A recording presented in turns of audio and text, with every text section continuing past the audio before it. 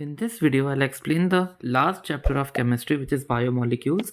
बहुत ही easy chapter है ये, मतलब easiest chapter बोल दो आप सारी चैप्टर जितने भी 10 चैप्टर्स हैं, क्योंकि आपको कुछ छोटी छोटी चीज़ें याद रखनी है एंड बस आपका ये पूरा चैप्टर आपके हाथ में होगा। अब दिक्कत क्या आती है, बच्चों से चीज़ें याद नहीं होती हैं। जिस तरह से मैं एक्सप्लेन करने वाला हूँ ना, वीडियो देखते देखते आपको याद नहीं हुआ ना, तो मतलब देख लेना, आपको वीडियो देखते देखते इतने अच्छे से समझ में आएगी, चीज़ें याद होने लगती है। बायोमोलिक्यूल क्या है, अब अपन केमिस्ट्री पढ़ रहे हैं। केमिस्ट्री में जो आप अलग अलग कंपाउंड्स पढ़ते हो, तो जो जो चीज़ें आपके लिविंग ऑर्गेनिज्म के अंदर जो केमिस्ट्री चल रही होती है, उसको बायोकेमिस्ट्री बोलते हैं। तो अंदर अपने लिविंग बींग्स के अंदर जो जो मॉलिक्यूल्स यूज़ होते हैं, उनको आप बायोमोलिक्यूल्स बोलते हो। या फिर जो भी ऑर्गेनिक कंपाउंड्स हमारे अंदर प्रेजेंट होते हैं, सारे के सारे ऑर्गेनिक कंपाउंड्स जो हमारे अंदर प्रेजेंट होते हैं, वो भी बायोमोलिक्यूल कहलाते हैं। तो naturally occurring organic compound present as essential constituents of a living organism in different cells, वो सभी के सभी बायोमोलिक्यूल कहलाते हैं। जैसे कि carbohydrates, proteins, vitamin, nucleic acids, enzymes और हार्मोन्स, ये सभी के सभी आपको आपके अंदर देखने को मिल जाएंगे और ये सभी के सभी एक पर्टिकुलर फंक्शन करते हैं। अब अपन को इन सभी को आपको देखना है। तो सबसे पहला क्या है, कार्बोहाइड्रेट्स। तो कार्बोहाइड्रेट से स्टार्ट करो। अब कार्बोहाइड्रेट्स, नाम में क्या लिखा है, कार्बन और हाइड्रोजन, सॉरी हाइड्रेट्स यानी कि वाटर। तो लोगों को क्या लगता था, पहले के अर्लियर लोगों को क्या लगा कि कार्बो है यानी कि कार्बन, हाइड्रेट्स यानी कि वाटर। तो ये इस तरीके के कंपाउंड्स होते होंगे जिसमें कुछ सर्टेन अमाउंट ऑफ कार्बन होते होंगे और कुछ सर्टेन अमाउंट ऑफ वाटर होते होंगे, ऐसा उनको लगता था। तो उन्होंने एक जनरल फॉर्मूला बना दिया इस टाइप से। उनको लगा कि इसमें कार्बन होगा और हाइड्रेट लिखा यानी कि वाटर होगा, और कुछ सर्टेन नंबर ऑफ कार्बन्स होंगे और कुछ सर्टेन नंबर्स ऑफ वाटर होंगे। तो ये उन्होंने जनरल फॉर्मूला करा। अब जो सबसे पहला जो उन्होंने कार्बोहाइड्रेट फाइंड आउट किया वो था ग्लूकोज। ग्लूकोज में उन्होंने देखा कि ये वो फॉर्मूला को सेटिस्फाई करता है। कैसे, इसमें जो C6 और जो X और Y की पोजिशन है ना, वहाँ पर एक यूनिटरी नंबर आ गया। यानी कि अगर आप C6 और H2O का होल 6 लिखोगे ना, तो आपको यही फॉर्मूला C6H12O6 मिलेगा। ये तो ग्लूकोज बना लेगा। लेकिन फिर उन्होंने जब बाद में और आपके ऑर्गेनिक कंपाउंड्स मिले, तो उन्होंने देखा कि जो C2 और H2O का होल ट्वाइस जो होता है, वो बनता है CH3COOH। अब ये जो जनरल फॉर्मूला, ये तो कार्बोहाइड्रेट्स का फॉलो कर रहा है, क्योंकि यहाँ पे X और Y पे 2 लगाएं। लेकिन ये तो एसिडिक एसिड है, एक तरीके से एसिडिक नेचर का। कार्बोहाइड्रेट्स में ये जो देखा गया, एक लूप होल मिल गया, ये फॉर्मूला कहीं कहीं पे वर्क करेगा, कहीं कहीं पर नहीं करेगा, तो आपने इसको ड्रॉप कर दिया। थर्ड एग्जाम्पल देखो, रामनोज का। ये एक कार्बोहाइड्रेट है, लेकिन इसका फॉर्मूला कुछ इस प्रकार है। अब ये फॉर्मूला तो कहीं से कहीं तक, ये वाला फॉर्मूला मतलब जो उनका CXH2O5 वाला, ये फॉर्मूला बिल्कुल सेटिस्फाई नहीं कर रहा। कार्बोहाइड्रेट ये है रामनोस, लेकिन ये फॉर्मूला नहीं कर रहा। दैट इज़ वाई आपने देखा कि ये वाला, ये जो कॉन्सेप्ट था ना, इसको ड्रॉप कर दिया गया कि नहीं, ये सही चीज़ नहीं है। फिर उन्होंने सोचा ये ड्रॉप करो, तो नई चीज़ क्या है, नई और सही चीज़ ये है कि उनकी डिफाइन आपने लिखी गई, ये होते हैं ऑप्टिकली एक्टिव पॉलीहाइड्रोक्सी एल्डिहाइड्स या फिर कीटोन।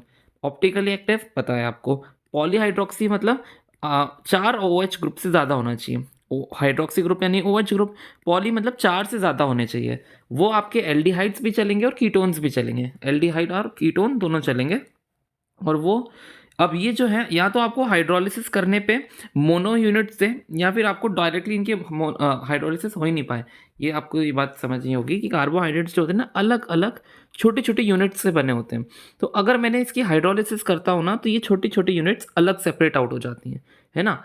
सो अब ये जो एक छोटी यूनिट है, ये भी एक कार्बोहाइड्रेट ही होगी। ये जो मैं एक यूनिट की अगर मैं बात करूँ, तो ये भी कार्बोहाइड्रेट की है। क्या इस एक यूनिट की मैं हाइड्रोलिसिस कर सकता हूँ क्या, नहीं, क्योंकि ये एक यूनिट को मैं क्या में तोड़ूंगा। अगर मुझे तोड़ना है तो मैं सिर्फ इसी को ही तोड़ सकता हूँ अलग अलग यूनिट्स में। दैट इज़ वाई इसको आप बोलते हो मोनोसेकेराइड। अभी आप देखोगे मोनोसेकेराइड, एंड इसको, क्योंकि ये 2 से लेकर 10 के बीच में आ रहा है, आप इसको ऑलिगो बोलोगे।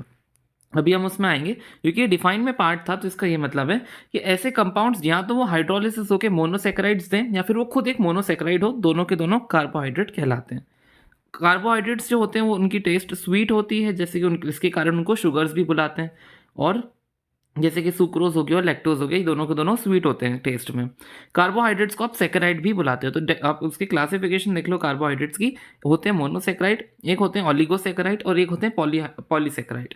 मोनोसेकेराइड क्या होता है कि एक इमेजिन करो, ये कार्बोहाइड्रेट है ना, ये कार्बोहाइड्रेट है और इसका एक ही मतलब एक ही यूनिट है, और ये इससे ज़्यादा आप इसको और ब्रेक नहीं कर सकते। तो इनको आप अगर ब्रेक करना होगा ना, कार्बोहाइड्रेट्स को तोड़ने के लिए आप उनमें वाटर डालते हो। ओके, कार्बोहाइड्रेट्स को ब्रेक करने के लिए आप उनकी वाटर डालते हो। आप इसमें वाटर डाल भी दोगे ना, तो ये और फर्दर चीज़ों में ब्रेक नहीं हो पाएगा।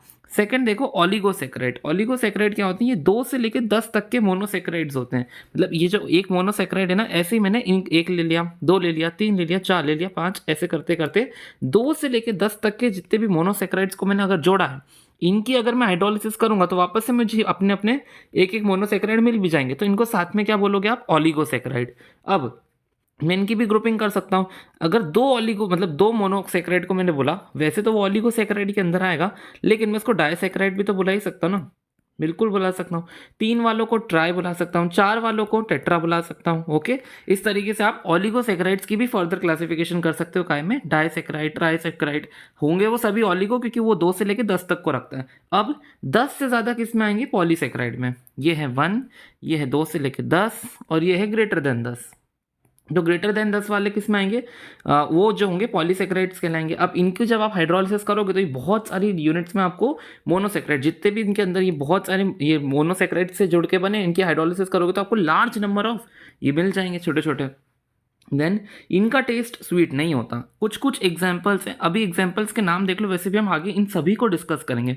मोनोसैकेराइड का एग्जाम्पल है ग्लूकोज, फ्रक्टोज, राइबोज और गैलेक्टोज। और कार्बोहाइड्रेट्स का ओलिगोसैकेराइड्स का एग्जांपल है, ये सभी के सभी डाइसैकेराइड है वैसे। मतलब ओलिगो के अंदर ही आपके डाई, ट्राई, टेट्रा आते हैं, क्योंकि डाई वाले 2, ट्राई वाले 3, क्योंकि ये 2 से लेकर 10 तक को कवर करता है ये ओलिगो। इसके अंदर आप 2, 3 से लेकर 10 तक के बना सकते हो। ये जो सुक्रोज, माल्टोज और लैक्टोज है, ये सभी 2 वाले के एग्जाम्पल है। अब पॉलीसैकेराइड में आएगा स्टार्च, सेल्यूलोज और ग्लाइकोजन। इन सभी को भी आगे स्टडी करेंगे। उसके पहले देख लो रिड्यूसिंग शुगर और नॉन रिड्यूसिंग शुगर क्या होती है। ये भी कार्बोहाइड्रेट्स की 2 टाइप होती है। अब सोचो, इसके ही लास्ट चैप्टर में मैंने आपको एल्डिहाइड्स में पढ़ाया है टॉलेंस एंड फेलिंग टेस्ट।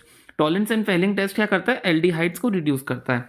तो अगर ये जो है रिड्यूसिंग शुगर्स हैं, उनके अंदर अगर एल्डिहाइडिक ग्रुप प्रेजेंट होगा तो वो टॉलेंस एंड फेलिंग सॉल्यूशन के साथ रिएक्ट करेगा और उनको रिड्यूस कर देगा, तो उनको आप रिड्यूसिंग शुगर बोलोगे। नॉन रिड्यूसिंग शुगर्स के अंदर जो है ना, aldehydic free aldehydic group present नहीं होता, दैट इज वो टॉलेंस और फेलिंग रीजन के साथ नहीं रिएक्शन करता, डज नॉट रिड्यूस। और ऐसा एग्जाम्पल है सुक्रोज का। रिड्यूसिंग शुगर के अंदर आते हैं सारे मोनोसैकेराइड, यानी कि जितने भी मोनोसैकेराइड आपको ग्लूकोज, फ्रक्टोज, राइबोज, गैलेक्टोज, इस सारे के सारे रिड्यूसिंग शुगर्स होते हैं। नॉन रिड्यूसिंग शुगर बहुत इंपॉर्टेंट है, क्योंकि इसका एक ही एग्जाम्पल अभी है हमारे पास, सुक्रोज का। अब देखेंगे हम मोनोसैकेराइड को डेप्थ में, और मोनोसैकेराइड के अंदर क्या आते हैं? ग्लूकोज, फ्रक्टोज और राइबोज, इन सबको भी आप डेप्थ में देखोगे। मोनोसैकेराइड्स जो होते हैं ना, वो या तो एल्डिहाइडिक ग्रुप्स के हो सकते हैं या फिर कीटोनिक ग्रुप्स के हो सकते हैं, और डिपेंड करेगा, उनके अलग अलग नाम हो सकते हैं। अगर आपने 3 कार्बन्स को लिया है तो आप उसको बोलोगे ट्राइओस। ओके, एंड क्योंकि अगर आपने एल्डिहाइडिक ग्रुप उसके साथ लगा दिया, उसको एल्डो ट्राइओस बोलेंगे। कीटोनिक ग्रुप लगा दिया तो कीटो ट्राइओस बोलोगे। इस तरीके से वैसे ये टेबल से कभी भी नहीं पूछा जाएगा, लेकिन थोड़ा बहुत आप पता कर लो कि मोनोसैकेराइड की नेमिंग कैसे करते हैं। अगर आपने 6 कार्बन का एक मोनोसैकेराइड बनाया तो पहले तो आप उसको बोलोगे हेक्सोस। अब मोनोसैकेराइड में आप एल्डिहाइडिक ग्रुप भी लगा सकते हो उसके ऊपर, और कीटोनिक ग्रुप भी लगा सकते हो। तो आप अगर एल्डिहाइडिक ग्रुप लगाओगे तो उसको एल्डो हेक्सोस बोलोगे, कीटोनिक ग्रुप लगाओगे तो कीटो हेक्सोस बोलोगे। मतलब बहुत ही सिंपल है। अब आओ फिर मतलब ग्लूकोज के ऊपर। ग्लूकोज बहुत इंपॉर्टेंट चीज़ है। सबसे पहला तो ये it occurred naturally in sweet ripe fruits and honey. Glucose हमने सबने सुना है कि एनर्जी देता है वगैरह वगैरह, लेकिन आज अपन उसकी असली में देखेंगे कि कैसा वो दिखता है और वगैरह चीज़ है। पहली चीज़ तो ये जो है, इसका टेस्ट थोड़ा सा मीठा होता है और ये फ्रूट्स में पाया जाता है, जैसे कि हनी भी हो गया और उसमें भी पाया जाता है। अब प्रिपरेशन देखो ग्लूकोज की। ग्लूकोज को आप कैसे प्रिपेयर कर सकते हो? एक तो ये वाली जो मेथड है ना, केन शुगर वाली, ये आपने अल्कोहल वाले चैप्टर में भी पढ़ी थी। केन शुगर जो होती है ना, वो कुछ इस तरह से दिखती है। केन शुगर के अंदर सुक्रोज होता है। अभी आप सुक्रोज की स्टडी करोगे तो सुक्रोज जो होता है ना, 2 मोनोसैकेराइड से मिलकर बना होता है। कौन कौन से मोनोसैकेराइड? ग्लूकोज और फ्रक्टोज। ये दोनों मोनोसैकेराइड से हैं, मतलब ये एक ग्लूकोज होता है और एक फ्रक्टोज होता है। इन दोनों को अगर मैं जोड़ दूंगा तो वो सुक्रोज बन जाता है। तो अगर आपने, अब मैंने क्या सिखाया, अगर ये सुक्रोज अभी इन दोनों से जुड़ा हुआ है, हमको ग्लूकोज इससे अलग करना है। क्या सिखाया? जिस भी चीज़ में अलग करना हो ना, उसमें डाल दो वाटर, तो ये उसको अलग कर देगी और आपका ग्लूकोज और फ्रक्टोज सेपरेट आउट हो जाएगा। अलग करने के साथ साथ आपको उसको थोड़ा सा H+ यानी कि एसिडिक मीडियम भी देना पड़ेगा। केन शुगर में से आपने ली सुक्रोज, उसमें डाला पानी, तो आपको आपका ग्लूकोज एंड फ्रक्टोज मिल गया। ये method of preparation of glucose थी, तो आपका ग्लूकोज ऑब्टेन हो गया। अगला स्टार्च। स्टार्च के बारे में मैंने क्या बताया था, बहुत सारी मोनोसेक्राइड की लंबी सी चेन होती है ये। तो स्टार्च में पता है बहुत सारी ग्लूकोज की लंबी सी चेन होती है, इस तरह से वो अटैच्ड होते हैं, n number of glucose attached होते हैं। मैंने क्या सिखाया, जब भी आपको इन लड़ियों को तोड़ना है तो उसमें क्या डालो, वाटर डालो। अब क्योंकि n number of glucose attached हैं तो इसमें मैं n नंबर ऑफ वाटर डालूंगा। डाइल्यूट H2SO4 के प्रेजेंस में 120 डिग्री सेल्सियस का टेम्परेचर और 2 से 3 atm के प्रेशर पे आपको जितने भी ये ग्लूकोज है ना, ये सभी के सभी अलग हो जाएंगे और आपको n नंबर ऑफ ग्लूकोज मिल जाएंगे। पहले ये स्टार्च में जुड़े हुए थे, इस तरह से चेन में थे, पर आपको जब भी चेन को तोड़ना हो तो उसमें वाटर डाल दो तो आपकी चेन टूट जाती है और आपको आपके ग्लूकोज मिल जाते हैं। अब ग्लूकोज के स्ट्रक्चर के बारे में देखो, ग्लूकोज का स्ट्रक्चर कुछ इस टाइप से दिखता है। ओके, ये आपको बनाना आना चाहिए। कैसे बनाओगे, पहले एक लाइन खींचना इस तरह से, उसमें 1 2 3 4 लाइन्स और खींच देना। ऊपर लिख देना CHO, नीचे लिख देना CH2OH। ठीक है, इतना करोगे। देन आपको अपनी जो फिंगर है, मिडिल फिंगर को इस तरह से निकालो, बाकी फिंगर्स जो है वो अंदर पॉइंट करो, मतलब इस तरह से मिडिल फिंगर बनाओ, बनाते ही होगे। तो इस तरह से आपका हाथ की शेप आएगी। तो जहाँ जहाँ पर आपकी नेल्स जा रही है, जहाँ जहाँ पर आपकी नेल्स जा रही है ना, वहाँ वहाँ पे OH दे दो, यानी कि आपकी नेल एक बार इधर है, एक बार इधर है, एक बार इधर है और एक बार इधर है। ओके, जहाँ जहाँ पे नेल्स है ना, वहाँ वहाँ पे OH दे दो, और जहाँ पर OH नहीं दिया उसकी दूसरी साइड पे H दे दो। ये आपका ग्लूकोज का स्ट्रक्चर कुछ इस तरह से बनता है। तो 6 रिएक्शंस हमारी बुक में लिखी है, आपको ये रिएक्शंस पता होनी चाहिए। पहला, हमको पता कैसे चला कि ग्लूकोज में 6 कार्ब, मतलब एक तरीके से ये एक एविडेंसेस है जिससे आपको पता चला कि ग्लूकोज का स्ट्रक्चर बनता है ऐसे। मतलब इनको, जैसे कि फॉर एग्जांपल आपको पता नहीं है ग्लूकोज कैसा दिखता है ना, तो आप क्या कर रहे हो, रिएक्शंस कर रहे हो ये पता लगाने के लिए कि दिखता कैसे है। अभी के ज़माने में हमको पता है क्योंकि हमने ये रिएक्शंस करके देख ली कि आपका ग्लूकोज ऐसा दिखता है। लेकिन फॉर एग्जाम्पल जो साइंटिस्ट थे उस समय के, उनको तो नहीं पता था ना कि ग्लूकोज कैसा दिखता है। तो वो क्या करते थे, ग्लूकोज के ऊपर रिएक्शन करते थे। उन्होंने पहली रिएक्शन करी HI के साथ, उसकी हीटिंग कर दी। तो HI के साथ जब उन्होंने हीट किया तो उनको मिला N-हेक्सेन। N-हेक्सेन से उनको समझ में आया अच्छा कि ग्लूकोज के अंदर 6 कार्बन हैं। इस स्टडी को करके, मतलब ये रिएक्शन करके उन्होंने फाइंड आउट किया कि ग्लूकोज के अंदर 6 कार्बन है। ओके, अब अभी भी आपको ग्लूकोज नहीं मालूम, अभी आपने फिर क्या करा, 6 कार्बन डन। अब अगला उसके साथ NH2OH के साथ रिएक्शन कराया। NH2OH के साथ जब भी रिएक्शन होता है आपको पता ही है, जहाँ पे भी कार्बोनिल ग्रुप होता है, कार्बोनिल ग्रुप का O हटता है और आपका NH2 का H2 हटता है और वो जुड़ जाता है। बहुत अच्छे से मैंने आपको एल्डिहाइड वाले रिएक्शन में कराई है कि O हटेगा और H2 हटेगी, वाटर निकलता है और NOH एज इट इज जुड़ जाता है। इससे उनको क्या समझ में आया, अरे ये रिएक्शन तो सिर्फ कार्बोनिल ग्रुप दिखाता है, यानी कि ग्लूकोज के अंदर एक कार्बोनिल ग्रुप भी मौजूद है। उनको अभी भी कंफर्म नहीं हो रहा था, उन्होंने एक काम करा, उन्होंने HCN के साथ भी रिएक्शन करा। अब जब HCN के साथ एक कार्बोनिल ग्रुप रिएक्ट करता है तो कुछ इस तरफ से CN जो है नेगेटिव वो अटैच हो जाता है और OH उसके साथ ये O और ये वाला H जो है वो इस तरह से जुड़ जाता है। इसको साइनोहाइड्रीन की फॉर्मेशन कहते हैं। इसको आप वैसे वो हाइड्रोक्सिलामीन बोलते हो और इससे आपकी ऑक्साइम बनती है। ठीक है, ये सारे नाम मैंने एल्डिहाइड वाले चैप्टर में करा दिए। अगर अभी डिफिकल्ट लग रहे हैं, मतलब आपने एल्डिहाइड वाला चैप्टर नहीं करा, तो पहले वो करो फिर ये आना। फिर HCN के साथ रिएक्शन करा के भी आपको पता चला कि हाँ कार्बोनिल ग्रुप यहाँ पे प्रेजेंट है। एक और आपने कार्बोनिल ग्रुप की प्रेजेंस के लिए रिएक्शन करी, आपको अभी पता नहीं था तो आपने HI के साथ किया तो आपको 6 कार्बन की स्टडी, मतलब 6 कार्बन कंफर्म हो गए। तो मैंने यहाँ पे 1 2 3 4 5 और 6 कार्बन बना दिए। देन मैंने जो फंक्शनल ग्रुप अटेंड करा तो आपको पता चल गया कार्बोनिल ग्रुप्स हो गए। देन कार्बोनिल ग्रुप जो है इस तरीके से होता है, तो ये तो एल्डिहाइड भी हो सकता है। अगर मैंने एक तरफ कार्बन और एक तरफ हाइड्रोजन लगाया तो ये तो एल्डिहाइड बन गया। लेकिन अगर मैंने दोनों तरफ कार्बन लगा दिया तो ये तो कीटोन भी बन गया। यानी कि मुझे ये भी कंफर्म करना पड़ेगा कि एल्डिहाइड है कि कीटोन है। तो ये कंफर्म करने के लिए मैंने डाला ब्रोमीन वाटर। ब्रोमीन वाटर क्या करता है, जहाँ पर भी एल्डिहाइड होता है उसको ऑक्सीडाइज करके कार्बोक्सिलिक एसिड बना देता है। इसको आप ग्लूकोनिक एसिड बोलते हो। ठीक है, जो स्ट्रक्चर बना उसको ग्लूकोनिक एसिड बोलते हो। अगर आप कंफ्यूज हो रहे हो ये मैंने क्या हरकत करी है, तो यह मतलब इस तरह से करा है, ये CHOH ये कितनी बार है, 4 बार है, तो मैंने इस तरह से लिखा है। ओके, कंफ्यूज नहीं होना। तो इससे मुझे क्या पता चला कि ब्रोमीन वाटर सिर्फ और सिर्फ एल्डिहाइड्स को ही कार्बोक्सिलिक एसिड में कन्वर्ट कर सकता है, यानी कि जो फंक्शनल ग्रुप है ना ये एल्डिहाइड ही है। ये आपको कंफर्म हो गया, इससे एल्डिहाइड कंफर्म हो गया। अगला मैंने क्या करा, उसमें एसिटिक एनहाइड्राइड डाला। एसिटिक एनहाइड्राइड क्या करता है, यहाँ जहाँ जहाँ OH होती है ना उसके साथ रिएक्शन परफॉर्म करता है और वहाँ पे एसिटेट्स की फॉर्मेशन करता है। तो उन्होंने देखा कि कुछ इस टाइप का स्ट्रक्चर वहाँ पर ऑब्टेन हुआ और ग्लूकोज पेंटा एसीटेट बन गया। पेंटा एसीटेट बनने का मतलब 5 OH ग्रुप्स वहाँ पर है, मतलब ग्लूकोज के अंदर 5 OH ग्रुप्स होते हैं। आपको यहाँ से पता चला, देखो 1 2 3 4 5 और यहाँ पे भी देखो 4 एसीटेट यहाँ पे और 1 एसीटेट यहाँ पे अलग, यानी 5 एसीटेट्स बने थे, इसलिए आपको 5 OH की फॉर्मेशन की वो हो गई, मतलब क्या बोल सकते हैं, कंफर्म हो गया कि उसमें 5 OH होते हैं। लास्ट उन्होंने करा HNO3 के साथ रिएक्शन। HNO3 के साथ जब उन्होंने रिएक्शन किया तो उनको मिला सैकरिक एसिड। सैकरिक एसिड में क्या होता है, आपका एल्डिहाइड भी रिड्यूस, एल्डिहाइड तो कार्बोक्सिलिक एसिड में कन्वर्ट हो ही जाता है। साथ ही साथ HNO3 जो है 1 डिग्री जो OH होती है ना, 1 डिग्री OH को भी कार्बोक्सिलिक एसिड में कन्वर्ट कर देती है। यानी कि उनको पता चल गया कि 5 OH ग्रुप्स हैं, उनमें से एक 1 डिग्री OH है। तो देखो ये 5, ये वाली जो OH है ये इस कार्बन से अटैच्ड है, तो 2 कार्बन से अटैच्ड है। ओके, यानी कि ये जो है ये सभी की सभी 2 डिग्री OH है, ये सभी की सभी 2 डिग्री OH है। लेकिन ये वाली देखो, ये जो कार्बन है वो एक ही कार्बन से अटैच्ड, यानी कि ये 1 डिग्री कार्बन है और ये OH 1 डिग्री कार्बन से अटैच्ड है, यानी कि ये OH भी 1 डिग्री होगी। मतलब ये एक OH जो होगी ना इन पांचों में से वो 1 डिग्री होगी। ये 6 रिएक्शंस करके आपको पता चला। ठीक है, पहले वाले रिएक्शन से क्या पता चला, 6 कार्बन, यानी कि 1 2 3 4 5 6 बना दिए। दूसरे और तीसरे से मुझे क्या पता चला कि आपका कार्बोनिल ग्रुप है। तो अभी मुझे कंफर्म नहीं, तो मैं यहाँ पे बता नहीं सकता कि कार्बोनिल ग्रुप में कीटोन है कि एल्डिहाइड है। ब्रोमीन वाटर रिएक्शन से कंफर्म हो गया कि एल्डिहाइड है, तो मैंने लगा दिया HO। फिर एसिडिक एनहाइड्राइड ने मुझे बताया 5 OH है, तो मैंने 5 OH बना दिए, OH HO यहाँ पे ऐसे, मतलब OH ही, वो भी OH OH और OH, 5 OH बना दिए। HNO3 ने ये भी कंफर्म कर दिया कि लास्ट वाला 1 डिग्री OH है, जो मुझे पहले से ही पता था। बची हुई जगह पे मैंने H लगा दिया, जहाँ जहाँ जगह छूटती हम H लगा देते हैं। एक तरीके से देखो, ये मैंने पूरा ग्लूकोज का स्ट्रक्चर बना दिया इन 6 रिएक्शंस की मदद से। ठीक है, इसलिए ये एविडेंसेस थी ग्लूकोज के स्ट्रक्चर के लिए। अभी ये जो स्ट्रक्चर था आप इसको बोलोगे डी पॉजिटिव ग्लूकोज। ठीक है, पॉजिटिव तो बता देगा कि ग्लूकोज आपका डेक्स्ट्रो रोटेटरी है। ये कैपिटल डी क्या है, कैपिटल डी जो है उसकी मिस्ट्री समझो।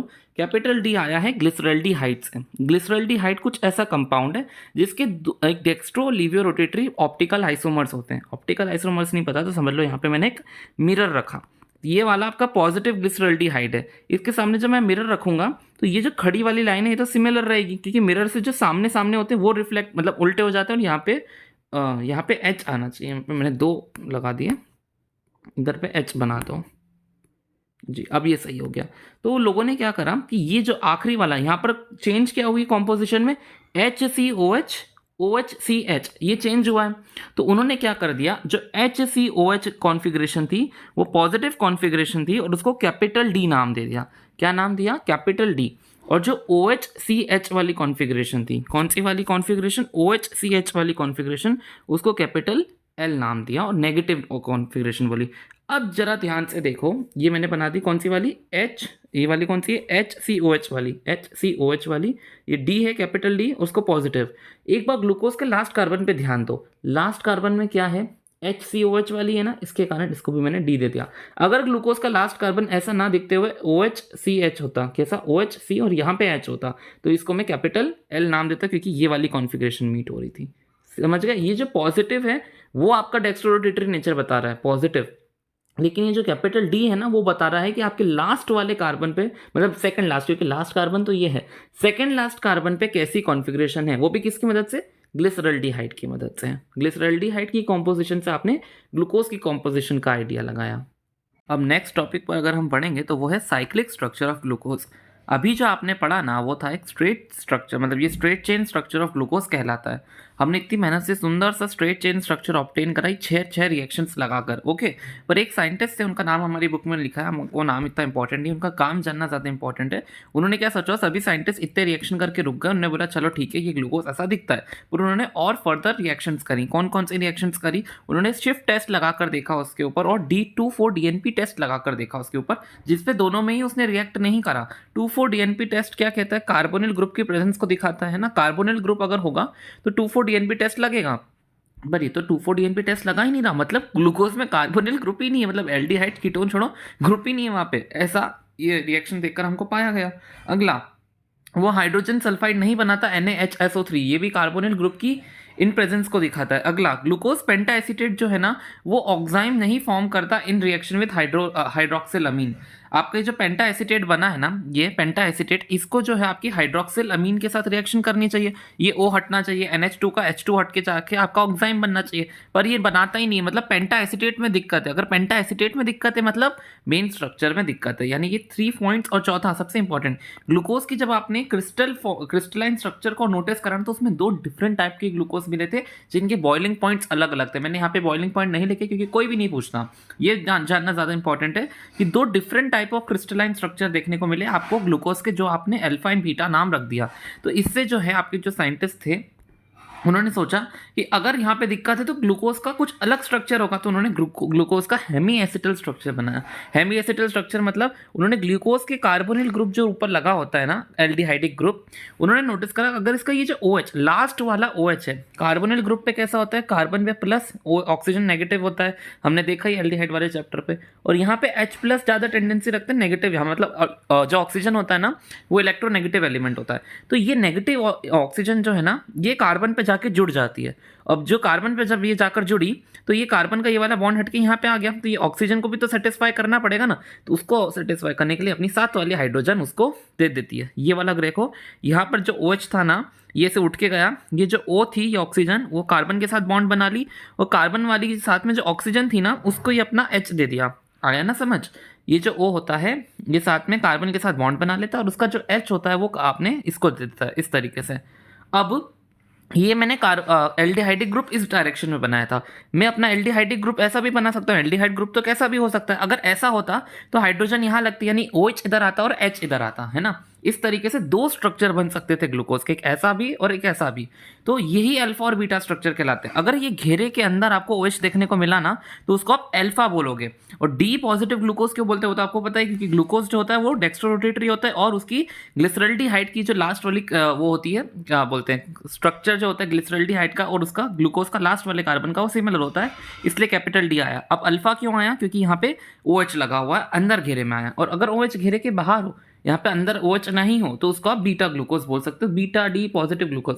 डी पॉजिटिव ग्लूकोज तो यही क्योंकि यहीं से आपने ऑब्टेन करें, बस ये अल्फा स्ट्रक्चर है और ये बीटा स्ट्रक्चर है। आया समझ में? अब ये तो कैसी अजीब सी साइकिल, अजीब सी चेन देखने को मिल रही है। तो आपने क्या करा, इस चेन को थोड़ा सा इस तरह से करा, सॉरी चेन नहीं साइकिल, ये जो साइक्लिक कंपाउंड है आपने इसको इस तरह से फॉर्म किया, जैसे कि आपने इसको कार्बन नंबर 1 दे दो, इसको 2 दे दो, इसको 3, इसको 4, इसको 5 और 6।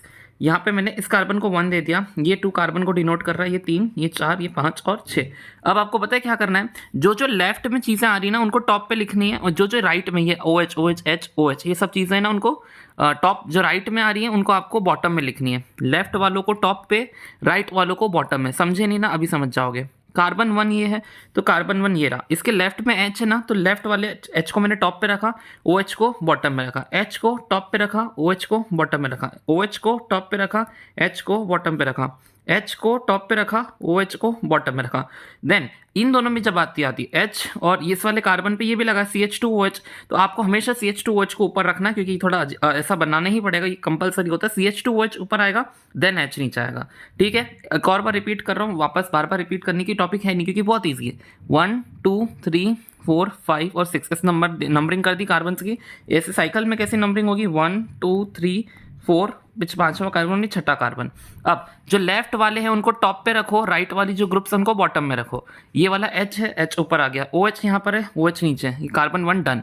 कार्बन 2 देखो, H ऊपर OH नीचे, H ऊपर OH नीचे, OH ऊपर H नीचे, OH ऊपर H नीचे, H ऊपर OH नीचे, H ऊपर OH नीचे। फिर आपको ये वाले में क्या करना है, CHOH ऊपर रखना है देन H नीचे रखना है, CHOH ऊपर H नीचे बना। अब इस पे देखो बीटा स्ट्रक्चर के लिए वापस नंबरिंग कर दो, 1 2 3 4 5 और 6। तो यहाँ पे भी कर दिया मैंने 1 2 3 4 5 और 6। अब क्या करूँगा मैं, OH ऊपर H नीचे, OH ऊपर H नीचे, H ऊपर OH नीचे, H ऊपर OH नीचे, OH ऊपर H नीचे, OH ऊपर H नीचे, H ऊपर OH नीचे, H ऊपर OH नीचे। फिर इसमें हमेशा क्या करूँगा, CH2OH हमेशा ऊपर H नीचे। वैसे तो ऐसा लग रहा था मैंने क्या बोल दिया, पर आपको लॉजिक समझ आ गया। अब क्या होगा, जो ग्लूकोज का स्ट्रक्चर होता है ना उसमें जो मेन रिंग है ना आपने ऐसी देखनी है, ये ऐसे दिखेगी। ये ऑक्सीजन जो है यहाँ पर इस तरीके से कार्बन 1 होता है लास्ट में और ये कार्बन 5th होता है ना, तो ये 5th और 1st कार्बन के बीच में ये ऑक्सीजन है, ये मैंने यहाँ पर ये ऑक्सीजन लगाई है। देन ये जो ऑक्सीजन वाली इस तरीके की रिंग है ना, ये पायरेन से बहुत सिमिलर होती है, क्योंकि देखो पायरेन जो होता है वो भी कितना सिमिलर स्ट्रक्चर रख रहा है ना, और ये बीच में ऑक्सीजन, और यहाँ पे भले डबल बॉन्ड होते हैं, ग्लूकोज में डबल बॉन्ड नहीं होते, लेकिन ये पायरेन के बहुत सिमिलर होती है। तो आपने क्या करा, क्योंकि इनकी जो ग्लूकोज का स्ट्रक्चर बना वो पायरेन के बहुत सिमिलर था, तो उसके साइक्लिक स्ट्रक्चर में थोड़ा सा पायरेन को ऐड कर दिया। मैंने क्या बोलूँगा, अल्फा डी ग्लूकोज और अल्फा डी ग्लूकोज तो पहले थे, अब आप बोलोगे अल्फा डी पॉजिटिव ग्लूकोपायरेनोज बोलोगे, क्योंकि पायरेन से उसकी साइकिल थोड़ी सी सिमिलर रहती है, और ये बीटा स्ट्रक्चर है तो आप इसको बोलोगे बीटा डी ग्लूकोपायरेनोज। आ गया नेम लिखना। अब बढ़ो फ्रक्टोज पे। फ्रक्टोज जो है ना उसमें भी 6 कार्बन आपको देखने को मिलेंगे। बस ये एल्डिहाइड से अलग क्यों, मतलब ये ग्लूकोज कैसे अलग होगा? ग्लूकोज में आपको देखने को क्या मिला था? एल्डिहाइड ग्रुप लगा हुआ था सबसे ऊपर, वहाँ पे मैंने क्या बनाया था? CHO ग्रुप लगाया था। लेकिन यहाँ पे एल्डिहाइड ग्रुप नहीं होगा, यहाँ पे कीटोनिक ग्रुप होगा। कीटोनिक ग्रुप क्या आपको पता है टेंडेंसी क्या होती है? कीटोन हमेशा आखिरी कार्बन पे नहीं लग सकता। अगर आखिरी कार्बन पे लग गया तो वो तो एक तो ये सी लगाया मैंने। कीटोन हमेशा बीच वाले कार्बन पे लगेगा, उसको साइड में 2 कार्बन चाहिए तभी वो कीटोन बनता है। अगर आपने यहाँ पे ओ लगा दिया इधर की जगह तो ये ऐसे H बन के एल्डिहाइड बन जाएगा। कीटोन हमेशा बीच वाले कार्बन पे लगता है, तो हमेशा मेरी प्रायोरिटी क्या होती है? फंक्शनल ग्रुप की ऊपर लगाने की। पर कीटोन को सबसे ऊपर नहीं लगा सकते, इसलिए मैंने कीटोनिक ग्रुप को सेकेंड नंबर पर लगाया। देन हमने ऑक्सीजन की फिलिंग कैसे OH कैसे बनाया था? मैंने OH इस तरह से, अपनी मिडिल फिंगर रूल, इसको मिडिल फिंगर रूल बोल सकते हो। आपकी मिडिल फिंगर कुछ इस तरह से बनेगी, है ना? अप डाउन बेट, बाप रे कितना गंदा बना है, थोड़ा सा सही कर दूं। हाँ, क्योंकि इंसान का हाथ लग ही नहीं रहा था वो। हाँ, अब थोड़ा सा नहीं, अब तो और अजीब है, पर आप समझ रहे हो मोटी मोटी बात। ये आपकी फिंगर्स ऐसी होगी, ये यहाँ पे जहाँ पे ये फिंगर ज़्यादा जहाँ पे पॉइंट कर रही है वहाँ पे OH लगता है। ये आगे पॉइंट कर रही है इसलिए OH इधर, ये बाकी इधर इधर कर रही थी इसलिए मैंने OH और OH यहाँ पे लगा दिया। अब ये वाली भी जहाँ पे, अगर आपने याद रखा होगा क्या बोलते हैं, ग्लूकोज का जो स्ट्रक्चर था यहाँ पे OH लगता था, लेकिन अपने यहाँ पे फंक्शनल ग्रुप ने उसको रिप्लेस कर दिया, तो यहाँ पे तो डबल बॉन्ड O ही लगेगा। ऊपर और नीचे CH2OH और CH2OH रहता है। बहुत ईजी है ये। देन ये जो आपका फ्रक्टोज होता है आप उसको कीटो हेक्सोज भी बुला सकते हो। क्यों? क्योंकि मैंने क्या सिखाया था? पहली बात तो 6 कार्बन है, तो मैंने आपको मोनोसेक्राइड के नाम लिखने सिखाया ना, ऊपर अपन लगा देंगे पहले हेक्सोज, और इसमें जो आपका फंक्शनल ग्रुप है वो कीटोन वाला, इसलिए आप इसको बुलाओगे कीटो हेक्सोज। अब ये मत बोला नहीं करा, अभी ऊपर ही करा के आ रहा हूँ, ये रहा ना कीटो हेक्सोज, क्योंकि 6 कार्बन लगे हुए हैं। और अगर आप चाहो तो ग्लूकोज को क्या बुला सकते हो? ग्लूकोज को आप एल्डो हेक्सोज बुला सकते हो, क्योंकि 6 कार्बन पे उस पर एल्डिहाइडिक ग्रुप लगा है। आगे देखो, अब ये हो गया ना। अच्छा, ये यहाँ पर आ गया। ये जो स्वीटनर की तरह फॉर्म, मतलब बहुत जगह ये मीठा टेस्ट होता है तो आप इसको स्वीटनर की तरह इस्तेमाल कर सकते हो। फ्रूट्स में पाया जाता है। ये लिवियो रोटेटरी होता है नेचर में। आपने ग्लूकोज पॉजिटिव देखा था, लेकिन आपको जो फ्रक्टोज होता है वो नेगेटिव होता है। इसको आप लिखोगे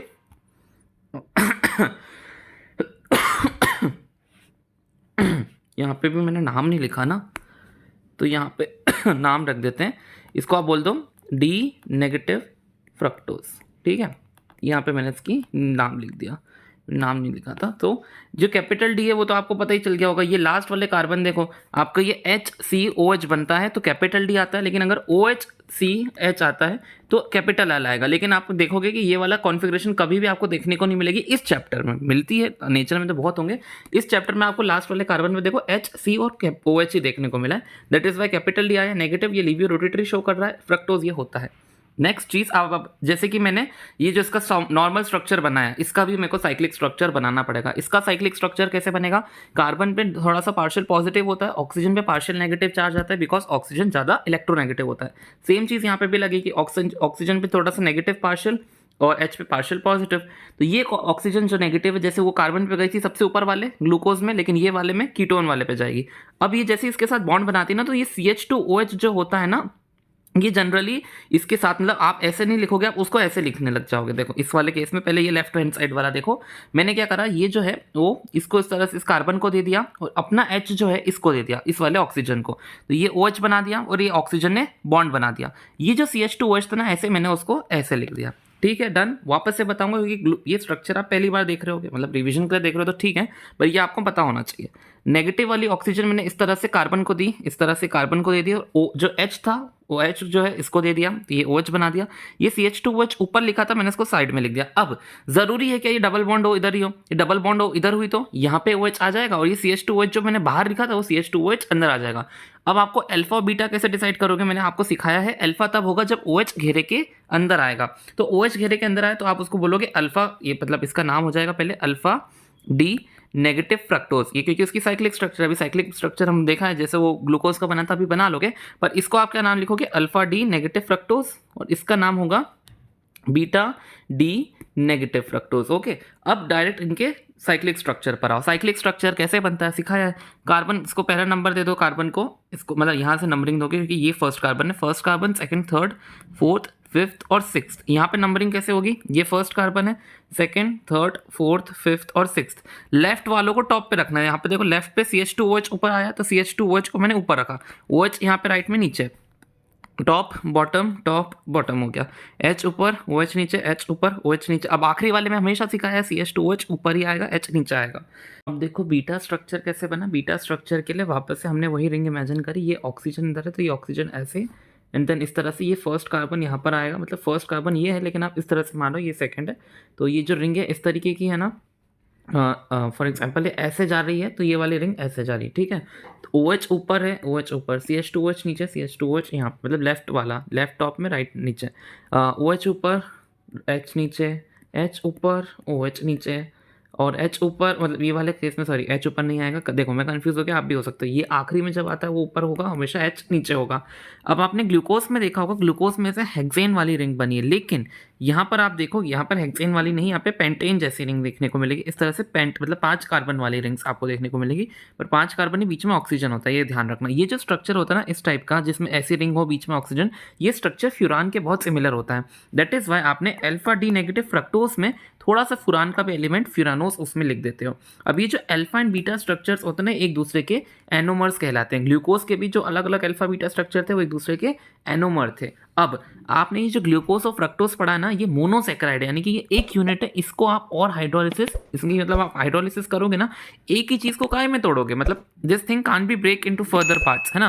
दैट इज वाई आप इनकी हाइड्रोलिसिस नहीं कर सकते। डाइसेक्राइड्स में आओ, डाइसेक्राइड में आप देखोगे जैसे कि आपने ग्लूकोज और फ्रक्टोज पढ़ा ना, अब मैं इन साथ में लिखूंगा। अगर मैंने ग्लूकोज और ग्लूकोज दोनों को साथ में बनाया तो आप इसको माल्टोज बुलाओगे। अभी आप पढ़ोगे जैसे कि सुक्रोज, आप सुक्रोज में बताऊं क्या करोगे, एक ग्लूकोज को लोगे और एक फ्रक्टोज को लोगे, दोनों को साथ में ज्वाइन कर दोगे।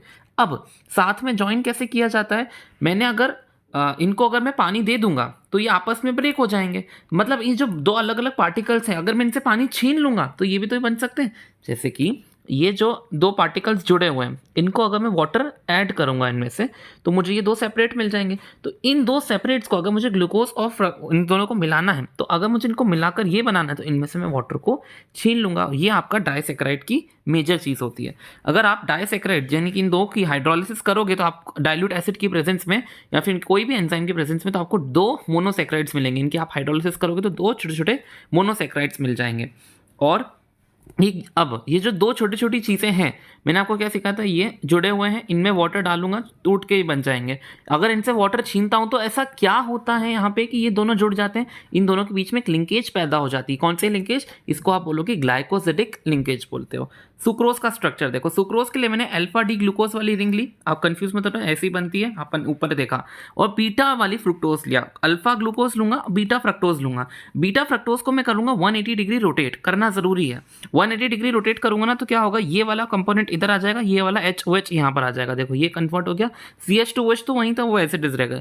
ये H इधर जल लेगा तो वो भी H ही बन जाएगा। ये OH यहाँ पे वो हो जाएंगे। तो मतलब 180 डिग्री करना है तो इन दोनों को चेंज कर दो, और ये दोनों जो छोटी वाली चीज़ें हैं इन दोनों को चेंज करो, और ये वाला HH और OH। अब ये दो सब तो सिमिलर ही थे, OH H और H, तो ये फर्क भी नहीं पड़ेगा। मेन फर्क पड़ेगा H और OH को चेंज करके, यहाँ पे भी OH आ जाएगा। अब मुझे क्या जोड़ना है, मुझे देखना है ग्लूकोज मैंने लिया, जो सुक्रोज होता है ना वो कैसे बना होता है, एक ग्लूकोज से और एक फ्रक्टोज से, अल्फा ग्लूकोज और बीटा फ्रक्टोज से। मैंने क्या लिया, ये अल्फा ग्लूकोज लिया, यहाँ पे रख दिया, बीटा फ्रक्टोज लिया इनमें से। अब मैंने क्या बोला है, इनमें से मैं पानी छीनूंगा। पानी छीनने के लिए मुझे क्या चाहिए, एक में से मैं ले लूंगा OH और एक में से ले लूंगा H, ताकि मेरा H2O बचे, और बीच में क्या बची, सिर्फ ऑक्सीजन बची। यानी कि इस तरह से ऑक्सीजन जो है डबल बॉन्ड बना के ऐसे जोड़ देती है, इसी को आप ग्लाइकोसिडिक लिंकेज बोलते हो। मैंने क्या करा, ये दो छोटे छोटे थे, इनमें से वाटर को रिमूव करा, माइनस करा वाटर को, तब जाके ये दो जुड़कर इस तरह से मेरा कंपोनेंट बन गया। अब इसी कंपोनेंट को अगर मैं वापस से पानी दे दूंगा, यानी कि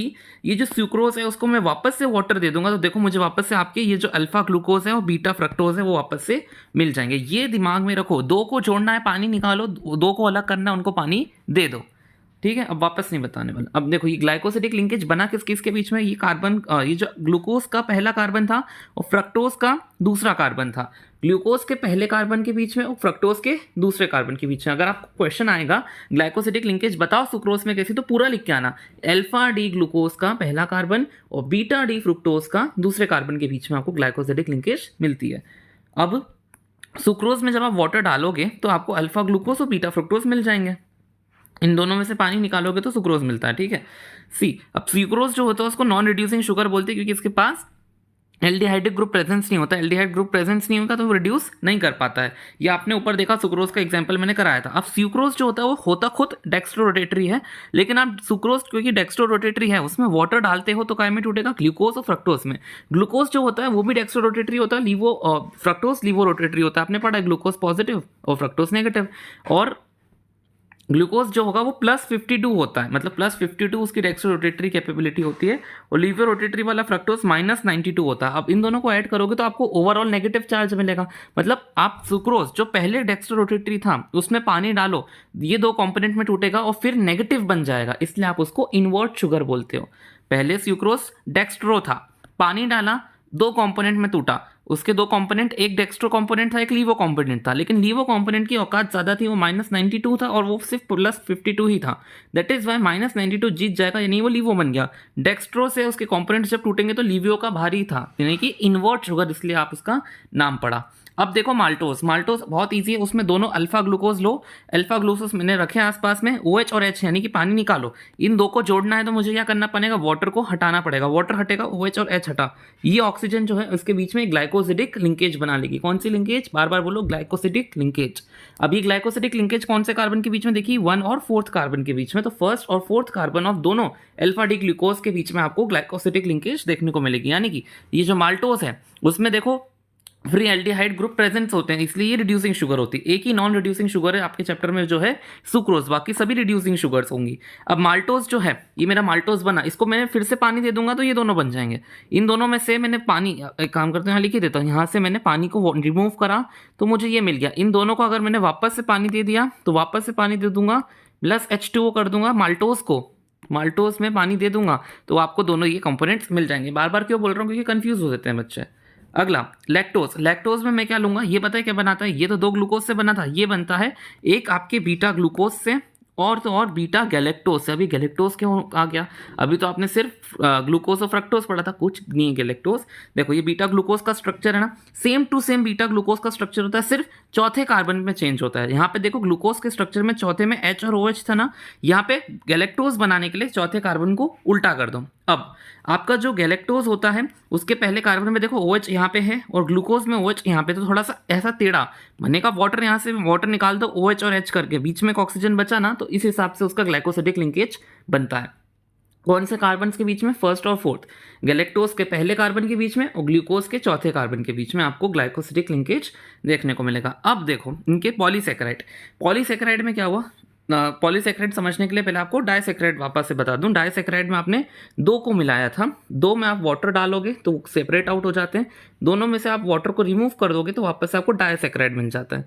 तो अब पॉलीसेकेराइड्स क्या होते हैं, डाइसेकेराइड्स के भी ज़्यादा, उनमें और मोनोसेकेराइड्स को डाल दो तो आपका पॉलीसेकेराइड बनता है। जैसे कि फॉर एग्जाम्पल स्टार्च, स्टार्च में मैंने क्या करा, जैसे कि ग्लूकोज जो थे ना, ग्लूकोज की चेन को मैं जोड़ता गया, कैसे, उसके बीच की ग्लाइकोसिडिक लिंकेज बना के। देखो इतना स्ट्रक्चर तो आपने माल्टोज में भी देखा था, बिल्कुल समझ लो, मैंने इस वाला जो OH होता है ना उसकी भी चेन बना दी, उसकी भी बना दी, और ये चलती जा रही, इसका मतलब ये चेन चलती जा रही यहाँ से भी और यहाँ पे भी। तो जब आपको स्ट्रेट चेन देखने को मिले काय की, अल्फा ग्लूकोज की, ये सभी के सभी अल्फा ग्लूकोज हैं, तो अल्फा ग्लूकोज की आपको स्ट्रेट चेन देखने को मिलेगी तो आप उसको बोलोगे अमाइलोज। स्टार्च 2 टाइप का होता है, एक होता है अमाइलोज, दूसरा होता है अमाइलोप्लेक्टिन, अमाइलोप्लेक्टिन। ओके, अमाइलोज में आप ध्यान से देखो कहाँ कहाँ आपको लिंकेज देखने को मिल रही है, सिर्फ यहाँ पे आपको लिंकेजेस देखने को मिल रही हैं, 1st और 4th कार्बन, और दोनों के दोनों अल्फा ग्लूकोसिस के बीच में। अब पता है अमाइलोज और अमाइलोप्लेक्टिन कितना आसान है, ये जो अमाइलोज है ना, फॉर एग्जांपल आपने एक और अमाइलोज लिया और उसके नीचे रख दो, ये एक पहला अमाइलोज था, ये दूसरा अमाइलोज उसके नीचे रख दिया। अब ये तो रखे को आप मतलब ये ऐसे आप ब्रांचिंग कर दो। ब्रांचिंग कैसे करोगे, पहले और छठे कार्बन के बीच में, ये CH2OH होता है ना, फॉर एग्जांपल ये पहले OH होगा यहाँ पे और ये यहाँ पे CH2OH होगा, तो इसमें से आप OH को OH हटा दो और एक H हटा दो, एक ऑक्सीजन बचा ना, तो उसकी मदद से एक और लिंकेज बना दो। यानी कि सिंपल अगर अमाइलोज होती तो वो स्ट्रेट चेन होती हैं, अमाइलोप्लेक्टिन क्या होती है, 2 स्ट्रेट चेन मैंने ली और उनकी ब्रांचिंग कर दी, 2 को मैंने जोड़ दिया। अब ये जिस तरह जोड़ा है ना, वो वाली जो ब्रांचिंग होती है उसको आप बीटा लिंक्स बुलाते हो, जो सीधी जुड़ती है उनको अल्फा लिंक्स, जो ऐसी डायगोनल मतलब खड़ी जुड़ती है उनको आप बीटा लिंक्स बुलाते हो। अब यहाँ ग्लाइकोसिडिक लिंकेज पहले और चौथे कार्बन के बीच में, दोनों ही अल्फा ग्लूकोज थे। ये वाली जो बीटा लिंक होती है ये 1st और 6th कार्बन के बीच में देखने को मिलती है बस। अगला, ये जो स्टार्च होता है, प्लांट्स जो है अपना खाना स्टार्च के फॉर्म में स्टोर करते हैं। इसी के कारण ये प्लांट्स के फॉर्म में, मतलब वेजिटेबल में ज़्यादा मिलता है। प्लांट जो है उसको अपना स्टोर करते हैं, तो वेजिटेबल ऑफ कोर्स मैं क्या बताना चाह रहा हूँ, जो स्टार्च होता है ना वो एक कंपाउंड होता है जिसमें अपना प्लांट खाना स्टोर करके रखता है। तो प्लांट्स के अंदर बहुत सारा स्टार्च है, तो वेजिटेबल्स के अंदर भी आपको स्टार्च देखने को मिलता है, क्योंकि वेजिटेबल्स भी तो एक तरीके से प्लांट्स ही हुए ना। अब ये जो है पॉलीमर है अल्फा ग्लूकोज का। पॉलीमर मतलब बहुत सारे, देखो alpha glucose alpha glucose alpha glucose, इन सबको मैंने जोड़ दिया है, तो ये है पॉलीमर ऑफ अल्फा ग्लूकोज। इसके दो टाइप होंगे, अमाइलोज और अमाइलोप्लेक्टिन। अमाइलोज जो होता है वाटर सॉल्युबल होता है, जो ऊपर पड़ा है सीधी चेन वाला, 15 से 20%। अगर आपका ये स्टार्च पूरा 100% है ना, तो उसमें 20% आपको 15 से 20% अमाइलोज मिलेगा, बाकी पूरा अमाइलोप्लेक्टिन। अमाइलोज जो होता है वाटर सॉल्युबल होता है, लेकिन अमाइलोप्लेक्टिन इनसॉल्युबल होता है। ये अनब्रांच होता है, अमाइलोप्लेक्टिन ब्रांच्ड होता है। कंपैरिजन पूछ सकते हैं। यहाँ पे सारे अल्फा ग्लूकोज होते हैं, यहाँ पे भी अल्फा ग्लूकोज होते हैं। ये 200 से 1000 यूनिट वाला अमाइलोज कहलाता है। देन ये जो है अमाइलोज के अंदर C1 C4 देखने को मिलती है लिंकेजेस। अमाइलोप्लेक्टिन में C1 C4 भी देखने को मिलेंगी, पर साथ ही साथ आपको 1 और 6 वाले कार्बन के बीच में भी लिंकेजेस, ग्लाइकोसिडिक लिंकेज देखने को मिलेगी। अब आओ सेल्यूलोज पे। सेल्यूलोज में आपको लेने बीटा ग्लूकोज। बीटा ग्लूकोज में भी आपको फर्स्ट और फोर्थ कार्बन के बीच में लिंक्स बनानी, जैसे कि मैंने ये बीटा ग्लूकोज 1, 2 और 3 लिए। ओके, अब मैंने क्या करा, ये जो मैंने लिए तो फोर्थ कार्बन और फर्स्ट कार्बन में से मैंने OH और H को हटाया। ये एक OH और H को हटाया, बीच में ऑक्सीजन बची थी तो ग्लाइकोसिडिक लिंकेज बना दी। ये एक और 2 बीटा ग्लूकोजेस देखो, यहाँ से भी मैंने H और OH को हटाया, और ये बीच में जो ऑक्सीजन थी उससे मैंने इन दोनों को जोड़ के ग्लाइकोसिडिक लिंकेज बना दी। तो ये जो लिंकेजेस फॉर्म हुई हैं बीटा ग्लूकोजेस की मदद से, देखने को मिलेगा ये ब्रांचिंग नहीं है, एक तरीके से स्ट्रेट चेन ही ना, डायगोनल रखी है। लेकिन ये जो बने हैं ये तो ऐसे मतलब खड़े खड़े बॉन्ड्स बने ना, खड़ी खड़ी वाली को आप बीटा लिंक ही बुलाओगे, और जो ऐसी होती हैं उनको आप अल्फा लिंक्स बुलाते हो। ऊपर देखी थी आपने, ये बीटा लिंक्स कहलाएंगी। और ये जो है बीटा ग्लूकोज जो है ना, बीटा ग्लूकोज की पॉलीमर है। एक बीटा ग्लूकोज, 2 बीटा ग्लूकोज। यहाँ पे मैंने कुछ नहीं बनाया, यानी कि ये यहाँ पे भी चेन से कनेक्टेड होगा। ये यहाँ पे मैंने कुछ नहीं बनाया, यानी कि यहाँ पे भी कनेक्टेड होगा। ऐसी चढ़ती जाती, चढ़ाव जो है ना, ऐसी चढ़ाव जो है वो चलती जाएगी, चेन की तरह है ये भी। ये जो है सेल्यूलोज, आपको पता ही है सेल वॉल सेल्यूलोज से सबसे ज़्यादा, मतलब सेल वॉल में सबसे ज़्यादा सेल्यूलोज से बनती है। तो ये सेल वॉल में पाया जाता है, मतलब हर प्लांट के हर सेल में सेल वॉल, मतलब हर सेल में तो नहीं होती, मेजॉरिटी प्लांट के सेल में आपको सेल वॉल देखने को मिलेगी, यानी कि प्लांट्स में सबसे ज़्यादा देखने को मिलेगा। प्लांट्स में ज़्यादा देखने को मिलेगा, इसलिए प्लांट किंगडम में मोस्ट एबेंडेंटली आपको सेल्यूलोज देखने को मिलेगा। स्ट्रेट चेन पॉलीमर है बीटा ग्लूकोज का। इसमें आपको कौन सी लिंकेज देखने को मिल रही, फर्स्ट कार्बन और फोर्थ कार्बन के बीच में, इसलिए C1 C4 लिंकेज आपको यहाँ पे देखने को मिलेगी। अब आप ग्लाइकोजन पे। ग्लाइकोजन जो है ना, बिल्कुल जैसे प्लांट्स जो थे, अगर उनको अपना खाना स्टोर करना है तो वो स्टार्च के फॉर्म में करेंगे, फर्स्ट वाला। लेकिन एनिमल्स को अगर अपना खाना स्टोर करके रखना है, खाना मतलब कार्बोहाइड्रेट्स को स्टोर करना है, तो वो ग्लाइकोजन के फॉर्म में करेंगे। Animal store carbohydrate in the form of glycogen. Second, इसको क्योंकि अब वो प्लांट जो थे स्टार्च के फॉर्म में करते थे, इसलिए एक छोटा सा नाम पड़ गया। एनिमल लोगों का जो स्टार्च होता है वो होता है ग्लाइकोजन। इसका जो स्ट्रक्चर होता है बहुत अमाइलोप्लेक्टिन के सिमिलर होता है, पर ये हाईली ब्रांच होता है। अमाइलोप्लेक्टिन से भी ज़्यादा ब्रांचिंग आपको यहाँ पे देखने को मिलेगी। अच्छी बात है कि इसका स्ट्रक्चर नहीं कि आप और वो हो जाते हैं। अगला है कि जो ग्लाइकोजन है वो लिवर में देखने को मिलेगा, क्योंकि ये खाना है ना, लिवर में, मसल में, ब्रेन में, यहाँ पर आपको ये मिल सकता है। जब भी आपकी बॉडी को ग्लूकोज की ज़रूरत होती है, क्योंकि अमाइलोप्लेक्टिन, अमाइलोज ये सभी ग्लूकोज के पॉलीमर थे, तो अगर आपकी बहुत लंबा पॉलीमर है, अगर आपको एक एक ग्लूकोज चाहिए, तो आप क्या करो, ग्लाइकोजन को पानी दोगे, इनको तोड़ोगे और आपको ग्लूकोज वापस से मिल जाएंगे। ग्लूकोज यहाँ पे जुड़े होते हैं लिंकेज से, लिंकेज तोड़नी है तो वाटर दे दो, आपको अपने ग्लूकोज मिल जाएंगे। तो आप क्या करो, जब भी आपकी बॉडी को ग्लूकोज की नीड हो ना, तो आप ग्लाइकोजन की हाइड्रोलिसिस कर दो। यीस्ट ऑफ फंगी में भी देखने को मिलेंगे। एक बार मैं इसकी समरी दे रहा हूँ, ध्यान से सुन लो ना। ये है ग्लूकोज, ये एक मोनोसेक्राइड होता है। ये है फ्रक्टोज, ये ग्लूकोज है, ये फ्रक्टोज है, ये भी मोनोसेक्राइड होता है। अगर इन दोनों को मुझे जोड़ना है तो मैं इनसे वाटर को रिमूव करूंगा। अगर मैंने दोनों अल्फा ग्लूकोज ले लिए तो ये मैंने माल्टोज बना लिया। एक अल्फा ग्लूकोज और एक बीटा फ्रक्टोज ले लिया, यानी कि ये सुक्रोज बना दिया। एक मैंने बीटा ग्लूकोज ले लिया और एक मैंने बीटा गैलेक्टोज ले लिया। गैलेक्टोज भी आपके मोनोसेक्राइड में आते हैं, तो ये आपका क्या बन गया, लैक्टोज बन गया। ठीक है। देन अब अगर मैंने बहुत सारे अल्फा ग्लूकोज को सीधा जोड़ा तो ये स्टार्च बना, खासकर अमाइलोज वाला स्टार्च बना। ये बहुत सारे ना, बना नहीं सकता, डॉट डॉट बना देता हूँ। ये आपका अमाइलोज वाला स्टार्च बना।